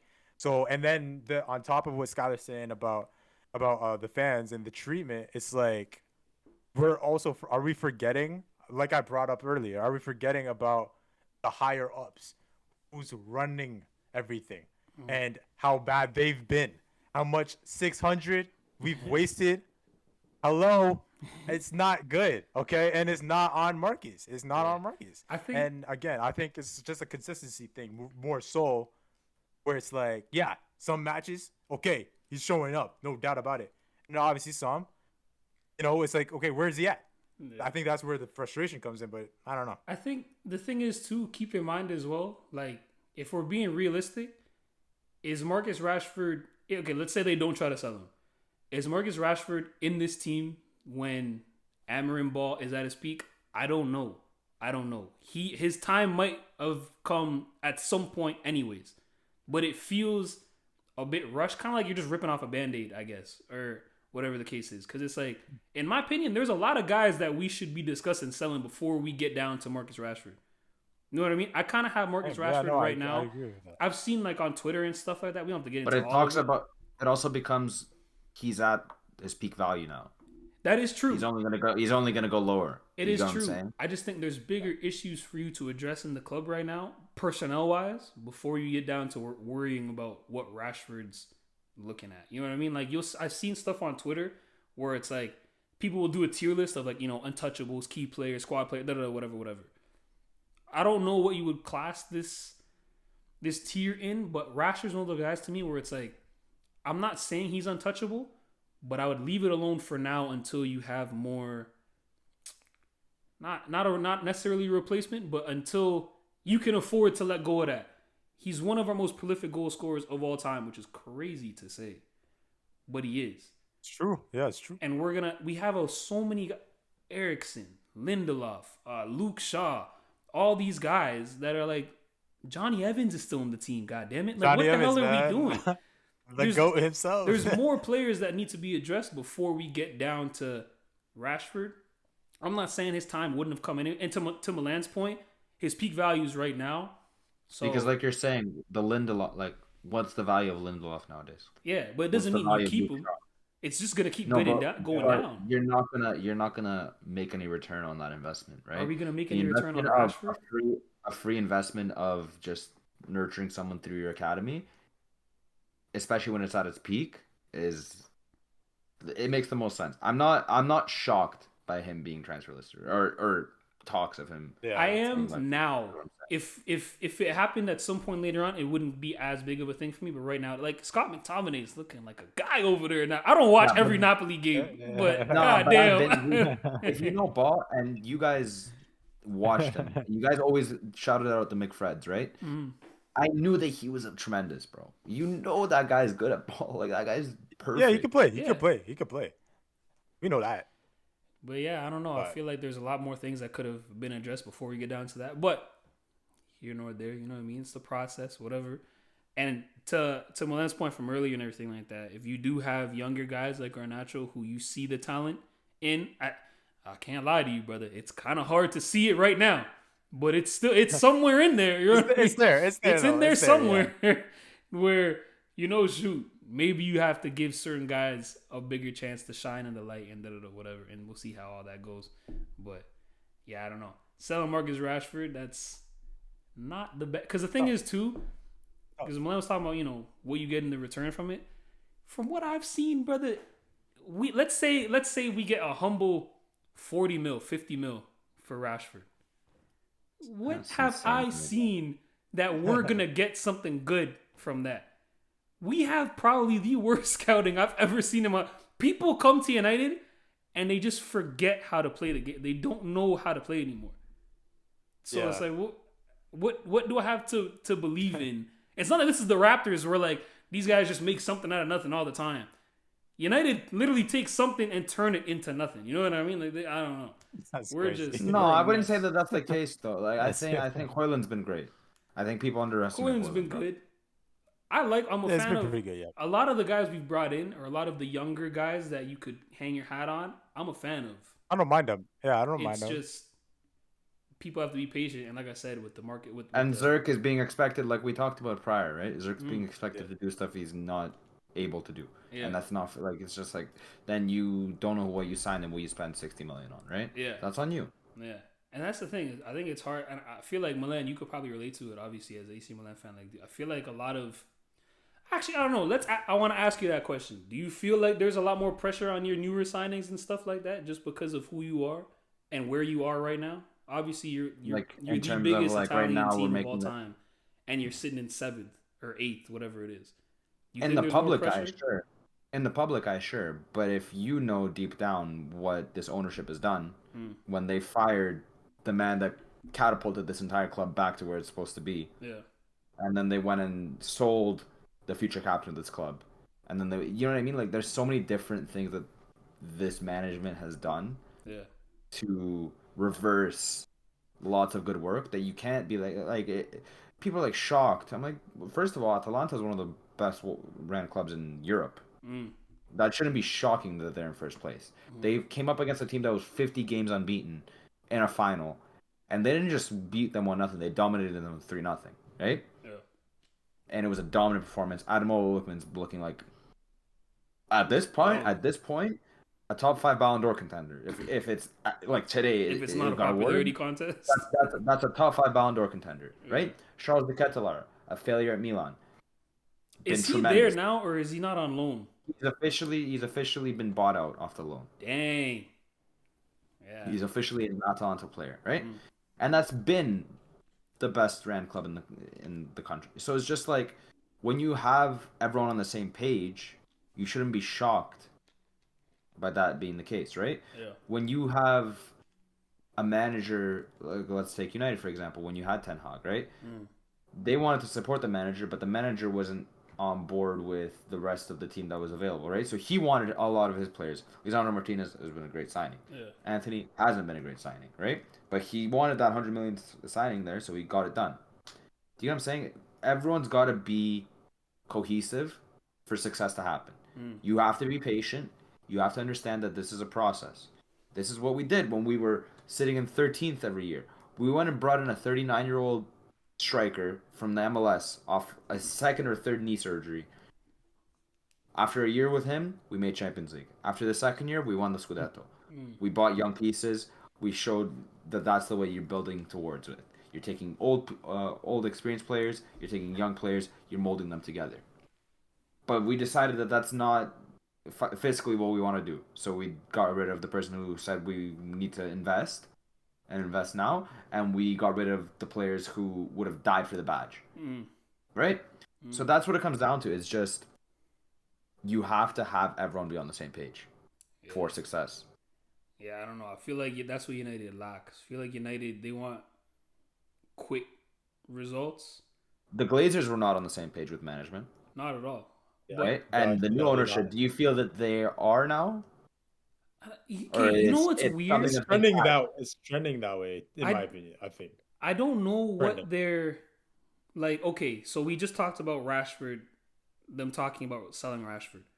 Does Amram have a say in that at all? Because I know before Ten Hag got the boot, they almost revoked that man from all. They just said, "Yo, you know what? We'll deal with the team. You just coach." Like Ed Woodward was the person that was signing all the players. Yeah. You're wondering whether the manager has a say in transfers. Is Amram in that room saying, "Yeah, you know what? I'm okay with Rashford being on the thing," or are they just telling him, "Yo, we're doing whatever," and you know what I mean? Because you would like to think it's the first. I feel like he was American in ownership, there. no? American ownership? Ineos, who, by the way, not to get off topic, that brother, Sir Jim Ratcliffe, I've been fooled. I've been bamboozled. That guy, I thought he was the savior. I thought because he's a United fan, whatever, he's gonna do his best for the club. I'm seeing reports this guy's cutting employee bonuses. He's No Christmas party. no Christmas party, brother. I'm like, who did we let into the club? Because it's looking a little dark. I don't know if you guys have seen too much into it. I've only seen a report here or there, like just heard stuff, whatever, like months ago, whatever it was. Because Ineos is also owners of Nice, and apparently they've been on a downward spiral since. Like they've been kind of backtracking all the progress they've been making. Now, what decisions exactly led to that, I can't tell you, but it does say something towards, all right, did we fully do our homework before we were like, yeah, Ineos and whatever. You know what I mean? So to answer Milan's question in terms of do I feel like the management's on par with ownership and everything like that, you'd like to think so. But under Amorim now, I feel like, and I don't know if I had said this in a previous podcast or so, I feel like with what Ten Hag did in his 2.5, 3 years or so, in terms of when he came in, it was very much, yo, here's the keys to the car. Whatever you want, you can get. So 100 mil on Anthony, sure, we'll get you that. 80-something mil on Hoyland, sure, we'll get you that. And Martinez, Onana, everyone, we'll get you everyone you want. And now you're seeing it might not pan out as well as you would expect. I feel like now Amorim coming in right after that, people are like, oh, whoa, you know what? Let's talk about this first. You know what I mean? Before you just come and tell me this. That beg the question as to why, like that explains exactly why Ten Hag wasn't like, because there was big talks of him being let go before that FA Cup win, right? Mm-hmm. But that's why he wasn't, because they were going to give, that was the one last chance. Mm-hmm. The one last chance. Here's your summer.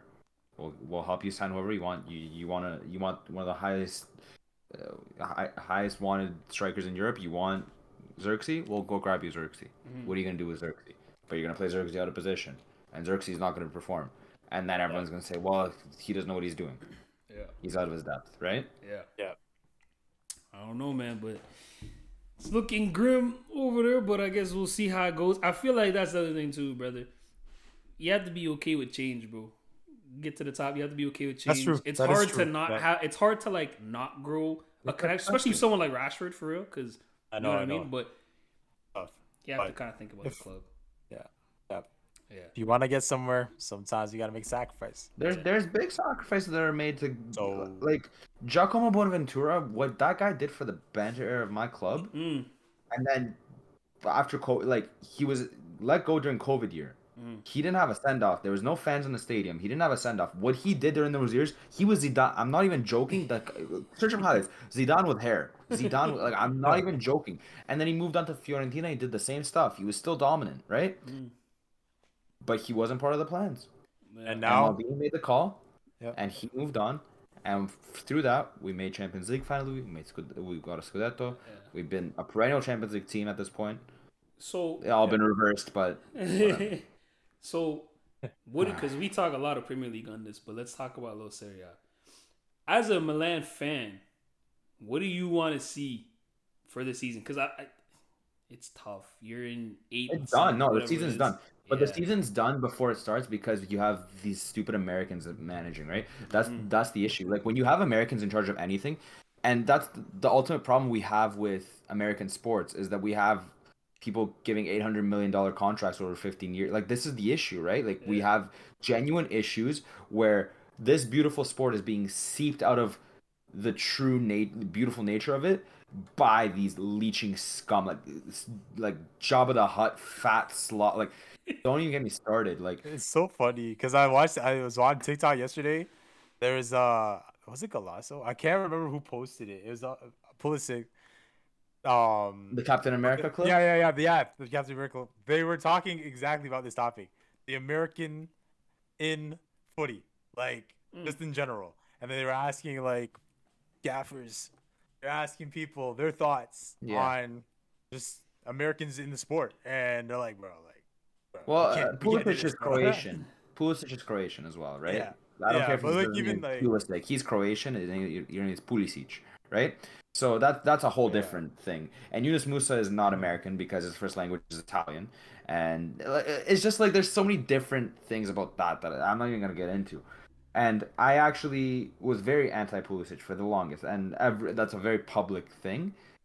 But the last year and a half, but especially this year, he's had to make me eat my words. Like he has been tremendous. Yeah, he's tapped in. And He's tapped in. and that's that Russell Westbrook dog mentality that I respect. It's just like you might not be the fastest, you might not be the best shooter, you might not be able to dribble the team the best, but you're gonna work the hardest and you're gonna get the results, right? Because Leao was clearly leaps and bounds the best player on this in this side, but Pulisic has been the best performer.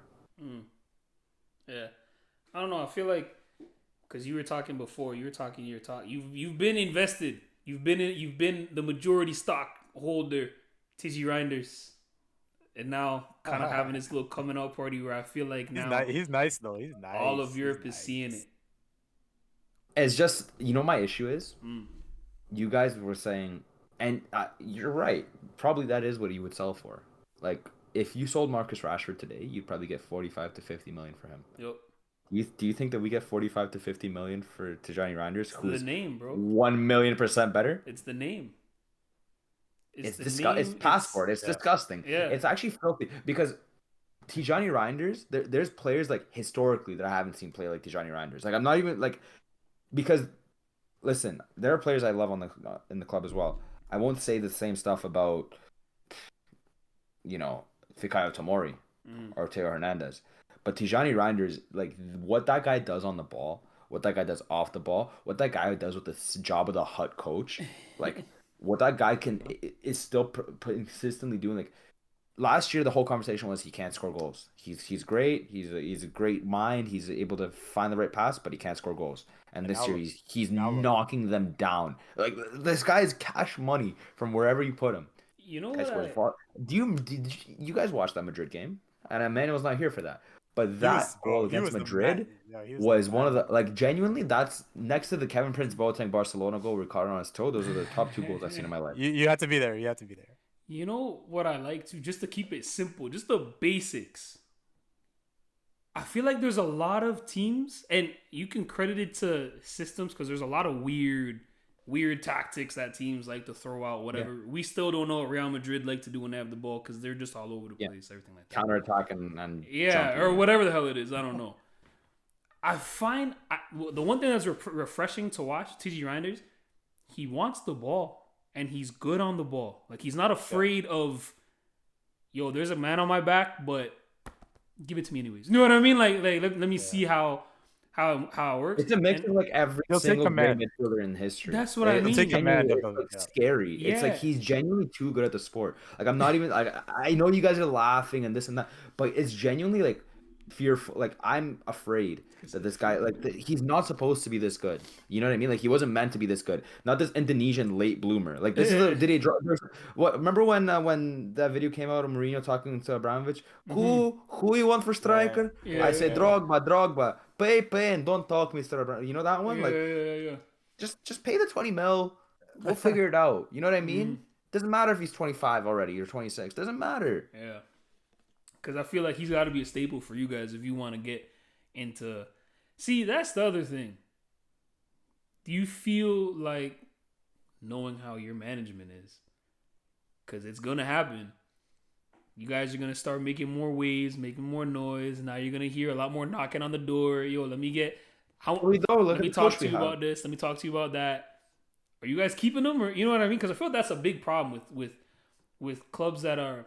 I don't think we're gonna win enough games. That's the problem. Like we don't have the manager that's gonna put this team in a successful position. We're just lucky that Reinders will literally perform no matter what. And we saw it in the Euros. We saw it last year. We saw it this year. Like he just genuinely does not like. I've never seen a bad game from Tijani Reinders ever. And I would say this if he played for Inter. This is not a bias thing. Like I've never with my own 2 eyes seen Tijani Reinders. Yeah, he had a bad game today. You know what I mean? He always shows up. So it doesn't matter how well we do. I think it's just what it comes down to is his value on the market because of where he plays is just disgusting. Because the Prem, which calls every other league a farmers league, that team that was supposed to dominate because it can't even like there's seven straight couldn't win. That Seven bald straight, fraud. yeah. Don't even get me started on the bald fraud. Yeah. Don't make me go there. Absolute head loss. Head loss. Doesn't know what's going on. Have you guys seen that? That is, I think it's from last week now. That video, I think it was after the loss of Liverpool, where Pep's just walking down the I street. definitely saw that. Someone said something. yeah. I can't understand the accent. I don't think Pep understood what he said. But Nah, but he got nervous. no, he was ready to crunch that guy. What do we don't have to make this a big topic and everything like that, but do you think there's a world, because they've been on what, like 9 games I think without a win or something like that? 8 games without a win because they just tied Crystal Palace I think last week. It's crazy, bro. It's crazy. What? No, but they beat Forest the game before that. Oh shoot! Did Everyone's they? forgetting about that. Everyone's forgetting about that. See, well, I'm not hiding my bias. I hate watch Man City. I'm there for all of. Of course, bro. I probably saw they beat Forest and it just out my brain. Yeah, I'm not even gonna acknowledge that. What do you guys think City's gonna look like after Pep? Because the squad's getting up there a little bit. Yeah, young guys. They won before Pep. They're gonna win after Pep. I think they'll be okay. So much money into so much talent. You think so? Yeah. I think so. Like honestly, like I don't. But I don't like win, like how they've been winning, or just be not like how they've been winning. But they're gonna, if they're not winning, they're going to compete.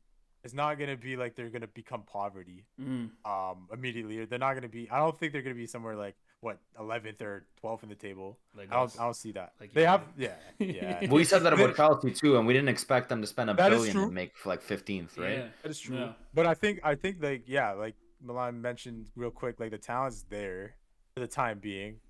I'm not saying like it's just gonna be a decade long or decade plus. Who knows? But I think they're gonna be a factor. They're probably gonna be able to win still without him. For maybe a couple years after he leaves, then we'll see down the line what happens. But yeah, I'm not gonna expect a crazy drop off. I don't think so. Yeah, I don't know. I feel like their teams, like on paper, they're still set for the future. More, you still have Erling Haaland, you still got Phil Foden, whatever. You expect these guys to figure out. They haven't looked good this season, personally. I'm not a big fan of how Haaland plays at all. I think if you took him and put him on a different team that's not Man City, that doesn't have the ball 90% of the time when they're winning and when they're on the top and whatever, he's crap. He doesn't do anything. I'll argue he was amazing in Dortmund. In Dortmund, when he was, and that wasn't the case. No, but he also didn't play like how he plays now in Dortmund. Now he's just a box monger. He's just a poacher now. But that's because he adjusted his approach to be able to. But that's what I'm saying. Do what he has to do. You shouldn't. Right? He's playing like Ronaldo does now. Just goals. That's all he's there on the pitch to do. That's another example, right? Ronaldo didn't play the same way he played at United when he first came to Real Madrid. He had to adjust his approach. He started from the right wing and then had to move on to the left. Had to figure out a more central role, and had to also figure out a role where you got to be selfish and you got to take that ball and just put it in the net. You're not taking on players. Okay, so there's what I'm saying. Take the ball and put it in the back of the net. Haaland's not taking the ball. He's waiting for the ball.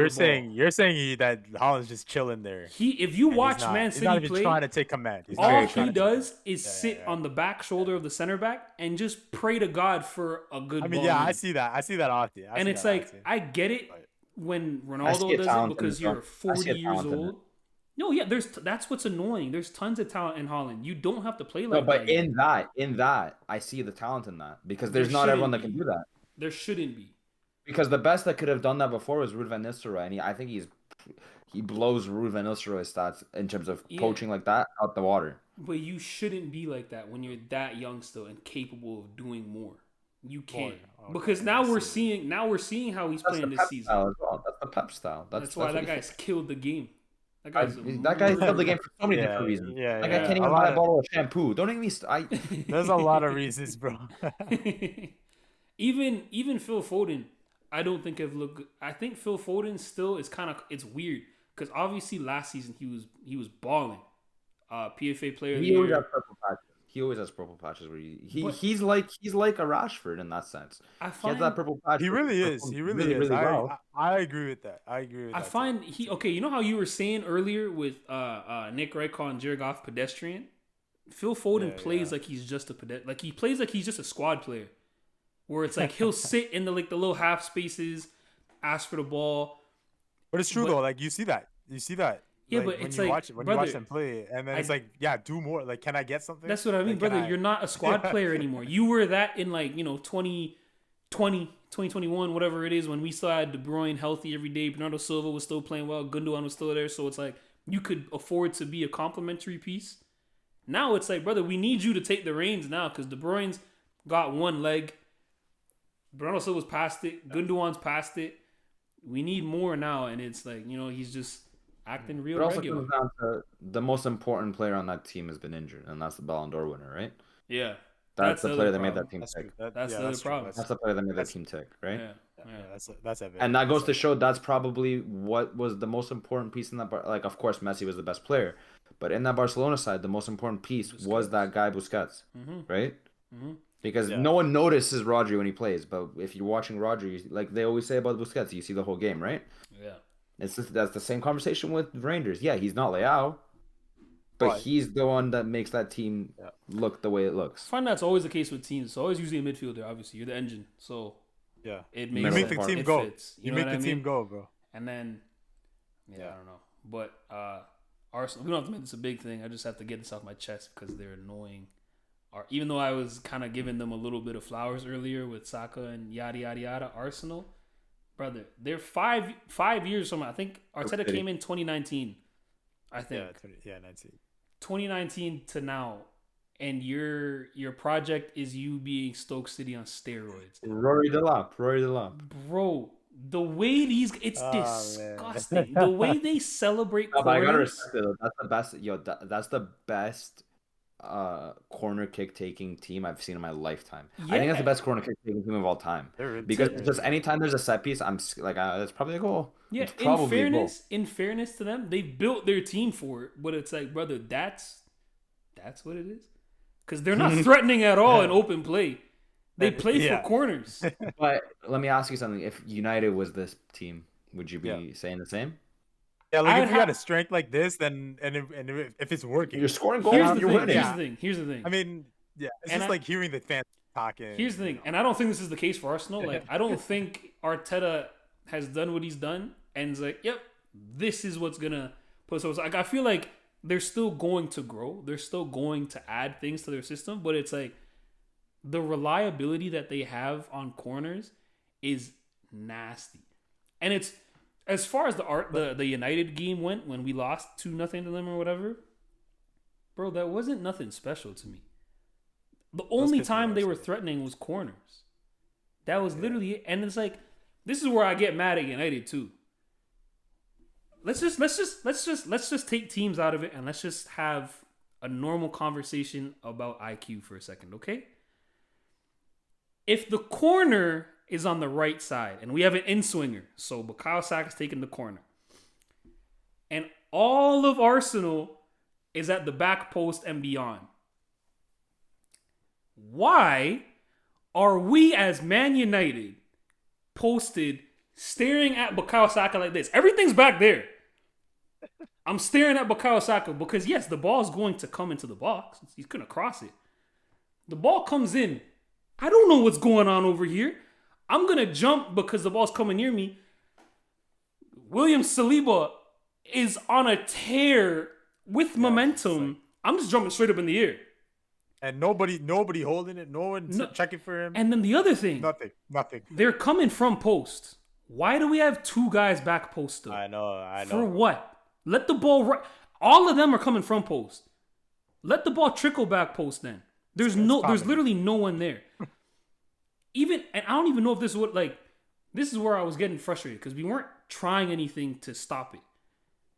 If you have, let's say, this is just a numbers game now, okay? Arsenal taking the corner. You have one guy taking the corner. You have, let's say, 5 guys in the box. That's 6 players now. You have a few guys on the outside of the box. You might have 1 to 2 guys on the halfway line. If we take, let's say, Marcus Rashford, Diallo, and let's say Højlund maybe, depending on who else is on the pitch, and we put them up there on the halfway line, you think they're still going to have 5 people in the box? No.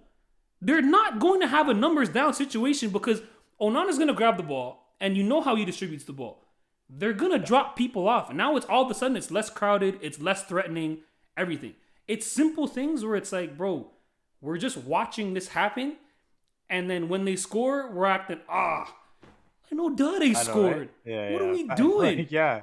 What are we saying, bro? I don't know, bro. It's just it's literally it's footy's version of bully ball, where it's like, yeah, we're just gonna dump the ball into this chaotic area, and we're gonna come out with it. Saliba's ass is gonna get on the ball because that's literally what happened, and that's how it goes. But yeah, that was very frustrating to watch, and I'm surprised Arsenal fans are as proud of that as they are. They should be a damn ashamed of themselves, son. Should be ashamed. Wins or wins, though. Wins are wins, bro. but they should be ashamed of themselves. That's sick. You're saying style points.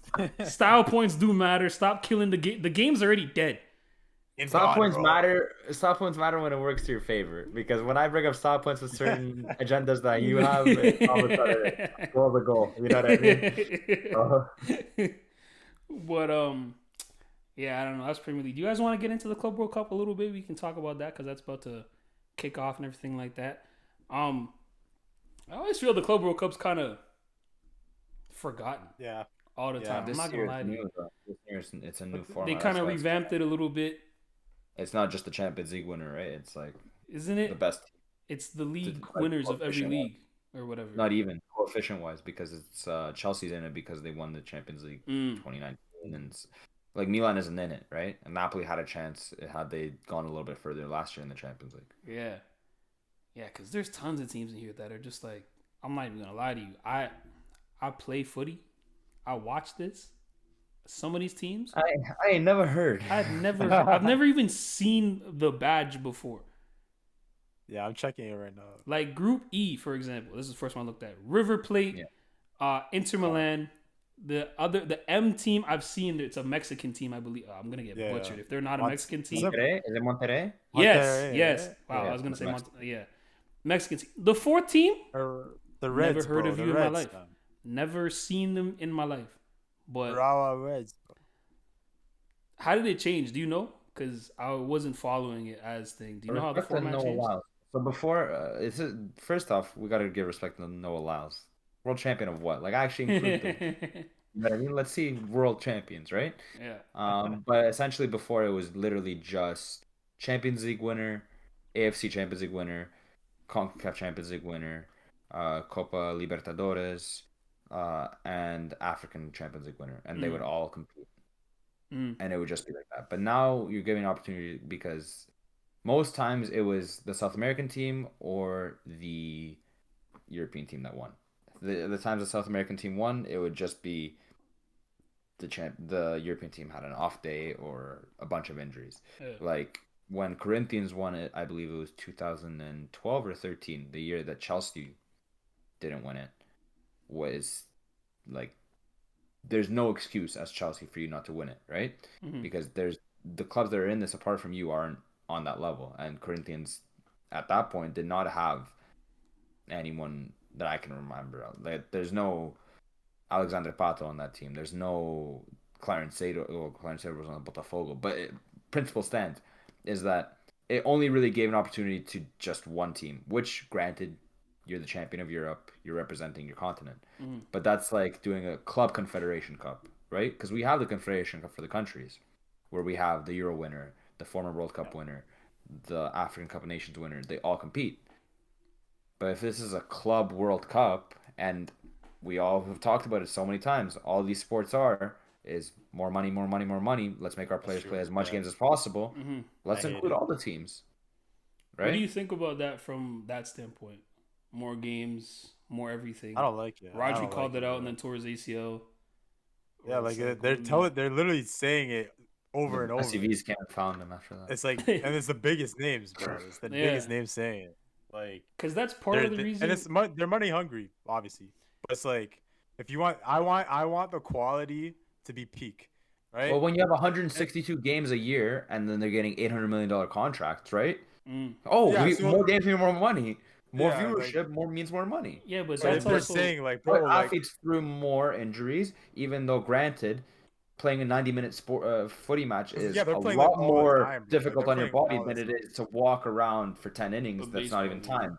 Yeah. right? Yeah, like they're playing way more than the baseball guys, right? But I Because you think take into all of the competitions that they're playing, and like you Baseball said, is a they're lot not more of a skill-based sport and not an athletics-based sport where you can be a good baseball athlete without being a good athlete. Yeah, yeah. it's just like I don't know. I so. feel Yeah, like that's kind of my what only thing. hurts the Club World Cup though, because now knowing how many games top teams are playing in the season, and you're adding all these extra fixtures in, I'm not playing anyone of note.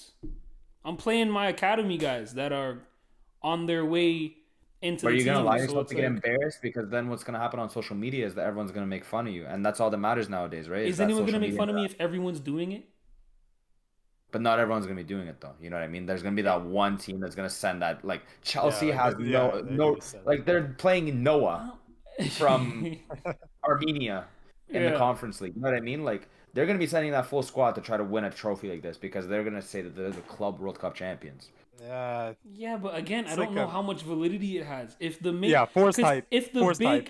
let's say that happens and Chelsea go trample everybody, whatever, but City's playing their B team, Madrid's playing their B team, Milan's playing their B team, Bayern's playing their B team. It's like, well, yeah, you should be winning it. We're not really playing. You know what I mean? Like, unless team in But South 20 years America down the goes line, in we're thing, all gonna look at the teams that played and not the squads that were in it, right? maybe, but I don't It's know. the same I thing. just- It's the same conversation we I had don't know. a couple weeks back about the Ballon d'Or, right?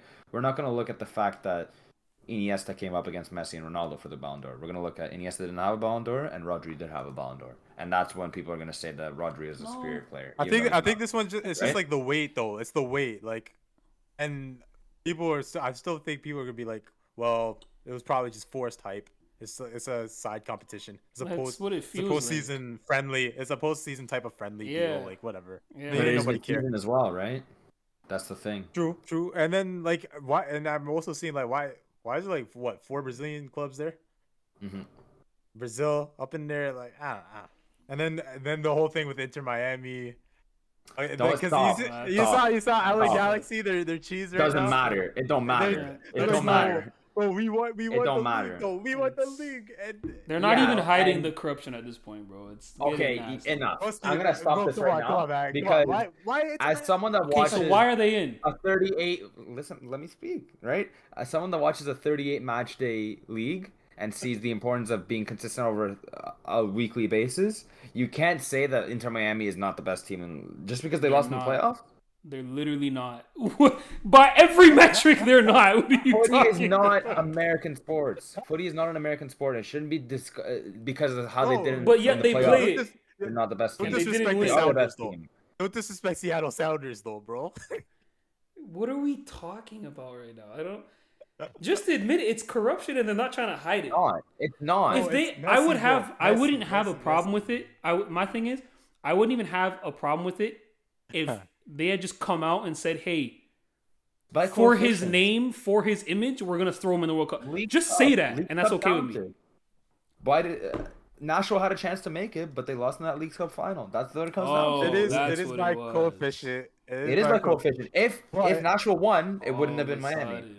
Is But that I right? just Am I think, incorrect in saying bro, that? it has the same weight as the Nations League. I don't care. Yeah, it's a forgotten competition. Eh. I don't really think it's gonna grow into anything. I don't think anyone's gonna play anyone big. I think you know who you'll see more of probably, which is good for the game overall. Maybe this is the angle they go with: the South American teams and the African teams, Over like for the the teams African. outside I'm of hoping for that. yeah, like the teams outside of what the mass media will show you. You're gonna start seeing more thing, and I just said South American because I feel like the ones that's that were what, dominating before, right? Yeah. Before our time, before our social media era, yeah. like teams Santos, Botafogo, Corinthians, Sao Paulo. These teams Yeah. were dominant, Yeah. especially when the Club World Cup was the way it was prior, when it was the champions of their continent went on. They were Yeah. dominant, right? But we lost that when we just said all the money's in Europe. Let's only focus on Europe. No one else matters, right? Yeah, I don't know. It'll be interesting to see how it goes. But anything anybody wants to get off their chest, man? We kind of ran. That was probably the most complete episode content wise Yeah, for that we've sure. ever. I got had. one more I wanna bring up with you boys. I don't know if you Please. guys watched UFC this weekend, but I want to talk about it. I if you missed guys it, but did. I know what's happening. I know what's going on. Shav, Yeah. Dude, my boy. that guy's a kid. It's gonna be nice. Listen, Okay, so can I quickly? I'll get like I know you're host. Go but, ahead. like, No, can I no, give go my ahead. rundown Do of your it? thing. Host, go ahead. I don't Like listen. This is the problem with that division, right? Shavkat is clearly the best player in that division, and everyone's scared of him, right? And it's so clear that moving into this, that we all thought that Ian Gary was not the best fighter in this division and not a good opponent for this, right? He was undefeated. But he was the only one. He was the only one that had the balls to take him on. Yeah. And just, like, sure, we shouldn't use it against them that they were training partners prior and they knew kind of how to fight each other. At the end of the day, there's no fighter in the UFC, just in general, in his 18 fights, that has taken Shavkat to 5 rounds and almost submitted him twice. And I hate Ian Gary, but like the flowers gotta get given, bro. Yeah. Wow. Like Dude, that was cynical. I missed it still. Like I usually make sure not to miss any cards, but yeah, I missed it. You know what's freaky to me though in UFC, and it's really cool to see though at the same time. That like, what is that considered? Is that like Central Asia where that is? Not Central. Oh, you're talking about That region, like the Kazakhstan, like Western Asia almost. Western Asia. So you're talking Dagestan, Chechnya, Yeah, Kazakhs, Uzbeks. they're all a bunch of killers. All of them are a bunch of killers. I don't know what it is. That's true though. That's but true. all of them, Listen, they know you boys something should else. start watching competitive judo. You guys should see what those guys are doing in judo as well. You Brother, should I guys see could the imagine. Georgians. The Georgians are They're insane. probably, Yeah. yeah. I was watching a bit of it in Olympics, judo Yeah. Olympic like stuff. It was pretty interesting to see. Yeah. But that whole area, that Western Asia area, where it's like you're all kind of like, I don't know, some of like Shavkat looks Asian, but he's from Kazakhstan. And So it's he's like, definitely got a little bit of Genghis in him deep yeah, down. like That's Mongolian type deal. Yeah. I don't know. I've been trying to tap more into UFC though. Cause it's been Good, bro. It's good stuff. It's good stuff for sure. I watched Shout who out to my was boy it? De Bronx, bro. Charles Yeah, De Charles Bronx. Oliveira. Yo, De Bronx, that's my boy. He's a- That's my yeah. guys, man. That's my boy. I'm a fan because I was watching. What was that? UFC? Was it 309 then? Or Fights, 2 fight cards Yeah, prior. yeah. yeah. When he fought Chandler. He was because at first I had heard of him before, but the way he came into the ring Yeah, and everything, bro. I was Nah, like, he's oh, a hold on, beast. this guy's He's a got beast. little- Cold. He's cold. Yeah, he got a little bit of He's a aura. beast. That's to him. aura. That's aura. It is For real. aura. That's what I'm saying. I watched Yeah. John Jones fight. Yeah. John Jones has. I respect him. I respect him. I just don't like him as a person. Yeah. But as a fighter, Yeah. yes. Yeah. In the octagon, yeah, you to go. And he's right. And he's right that he has nothing to prove with Aspinall. Oh, he does, He yeah. doesn't, he doesn't No. need that fight. No, he he doesn't doesn't need need that. it at all. That's just for fun. Like Aspinall he's needs good. him. He's right. Aspinall needs him for any kind of reason. Because how right? does it work? Absolutely. Aspinall, is he not the interim heavyweight champion? Because Yes. obviously John Jones was Yeah. whatever. So does he not Yeah. have to unless it's just? He just I doesn't mean, want to think no more. Yeah, but John said he won't take it unless he gets a substantial paycheck, which makes sense. That's And fair. he's been pushing for a fight with Mr. Sharma. You know what I mean? Like, and that's Yeah. like, of course, that's cinema, but at the end of the day, that's such a big weight change that I don't think that makes sense to make it fair. Like, we Yeah. know that probably that's going to be a John win yet again, just because of the size difference. Yeah. Not even the abilities, because the abilities, sure, like Mr. Shama's great, but John Jones is intricate. Like, he figures out what your weakness is and he pounces on that. And so what we saw in all of his legendary fights, Daniel Cormier, like, just pick your poison, Cyril, Yeah, you like name whoever it. he wanted, right? Yeah. You know who I'm a fan of? Actually, I just had to look up her name again because I forgot. Valentina Shevchenko. Yes. She, because I'd heard. Have you heard some of yeah. the stuff about her, bro? She's cold. She's cold. I'm convinced tough. she Yeah. might be like secret, like Russian Secret Service, whatever it is. Because have you heard some of the like she speaks like however many languages? I've Yeah. heard she's But that's my side of the world, bro. Everyone forgets about that. Everyone Brother, forgets about my side of the world. There was I think apparently she would go to shooting ranges sometimes, whatever, and the people that work there are saying like, yo, she shoots better than some like army personnel and some Oh, like and she's professional shooters. Hispanic. And she's Hispanic. On top of all that, she's also I know. Hispanic because of. So the that's Peruvian why roots. you're a fan of her. Oh, but No, Shevchenko. That's yeah, no, but she's insane. I've seen a few of her fights. Yep. Yeah. That's, No doubt. but yeah, man. It's Northside Talks episode 8. 8 weeks later. I actually haven't posted the other podcast yet, so I have to do that and then post them back-to-back days. But we'll get to it. Being boy Skyler Gonzalez, Jelani and Milan Stanchu. Yes, sir. Thank you all for listening. Y'all have a good rest of the week. Y'all take care. Y'all be easy.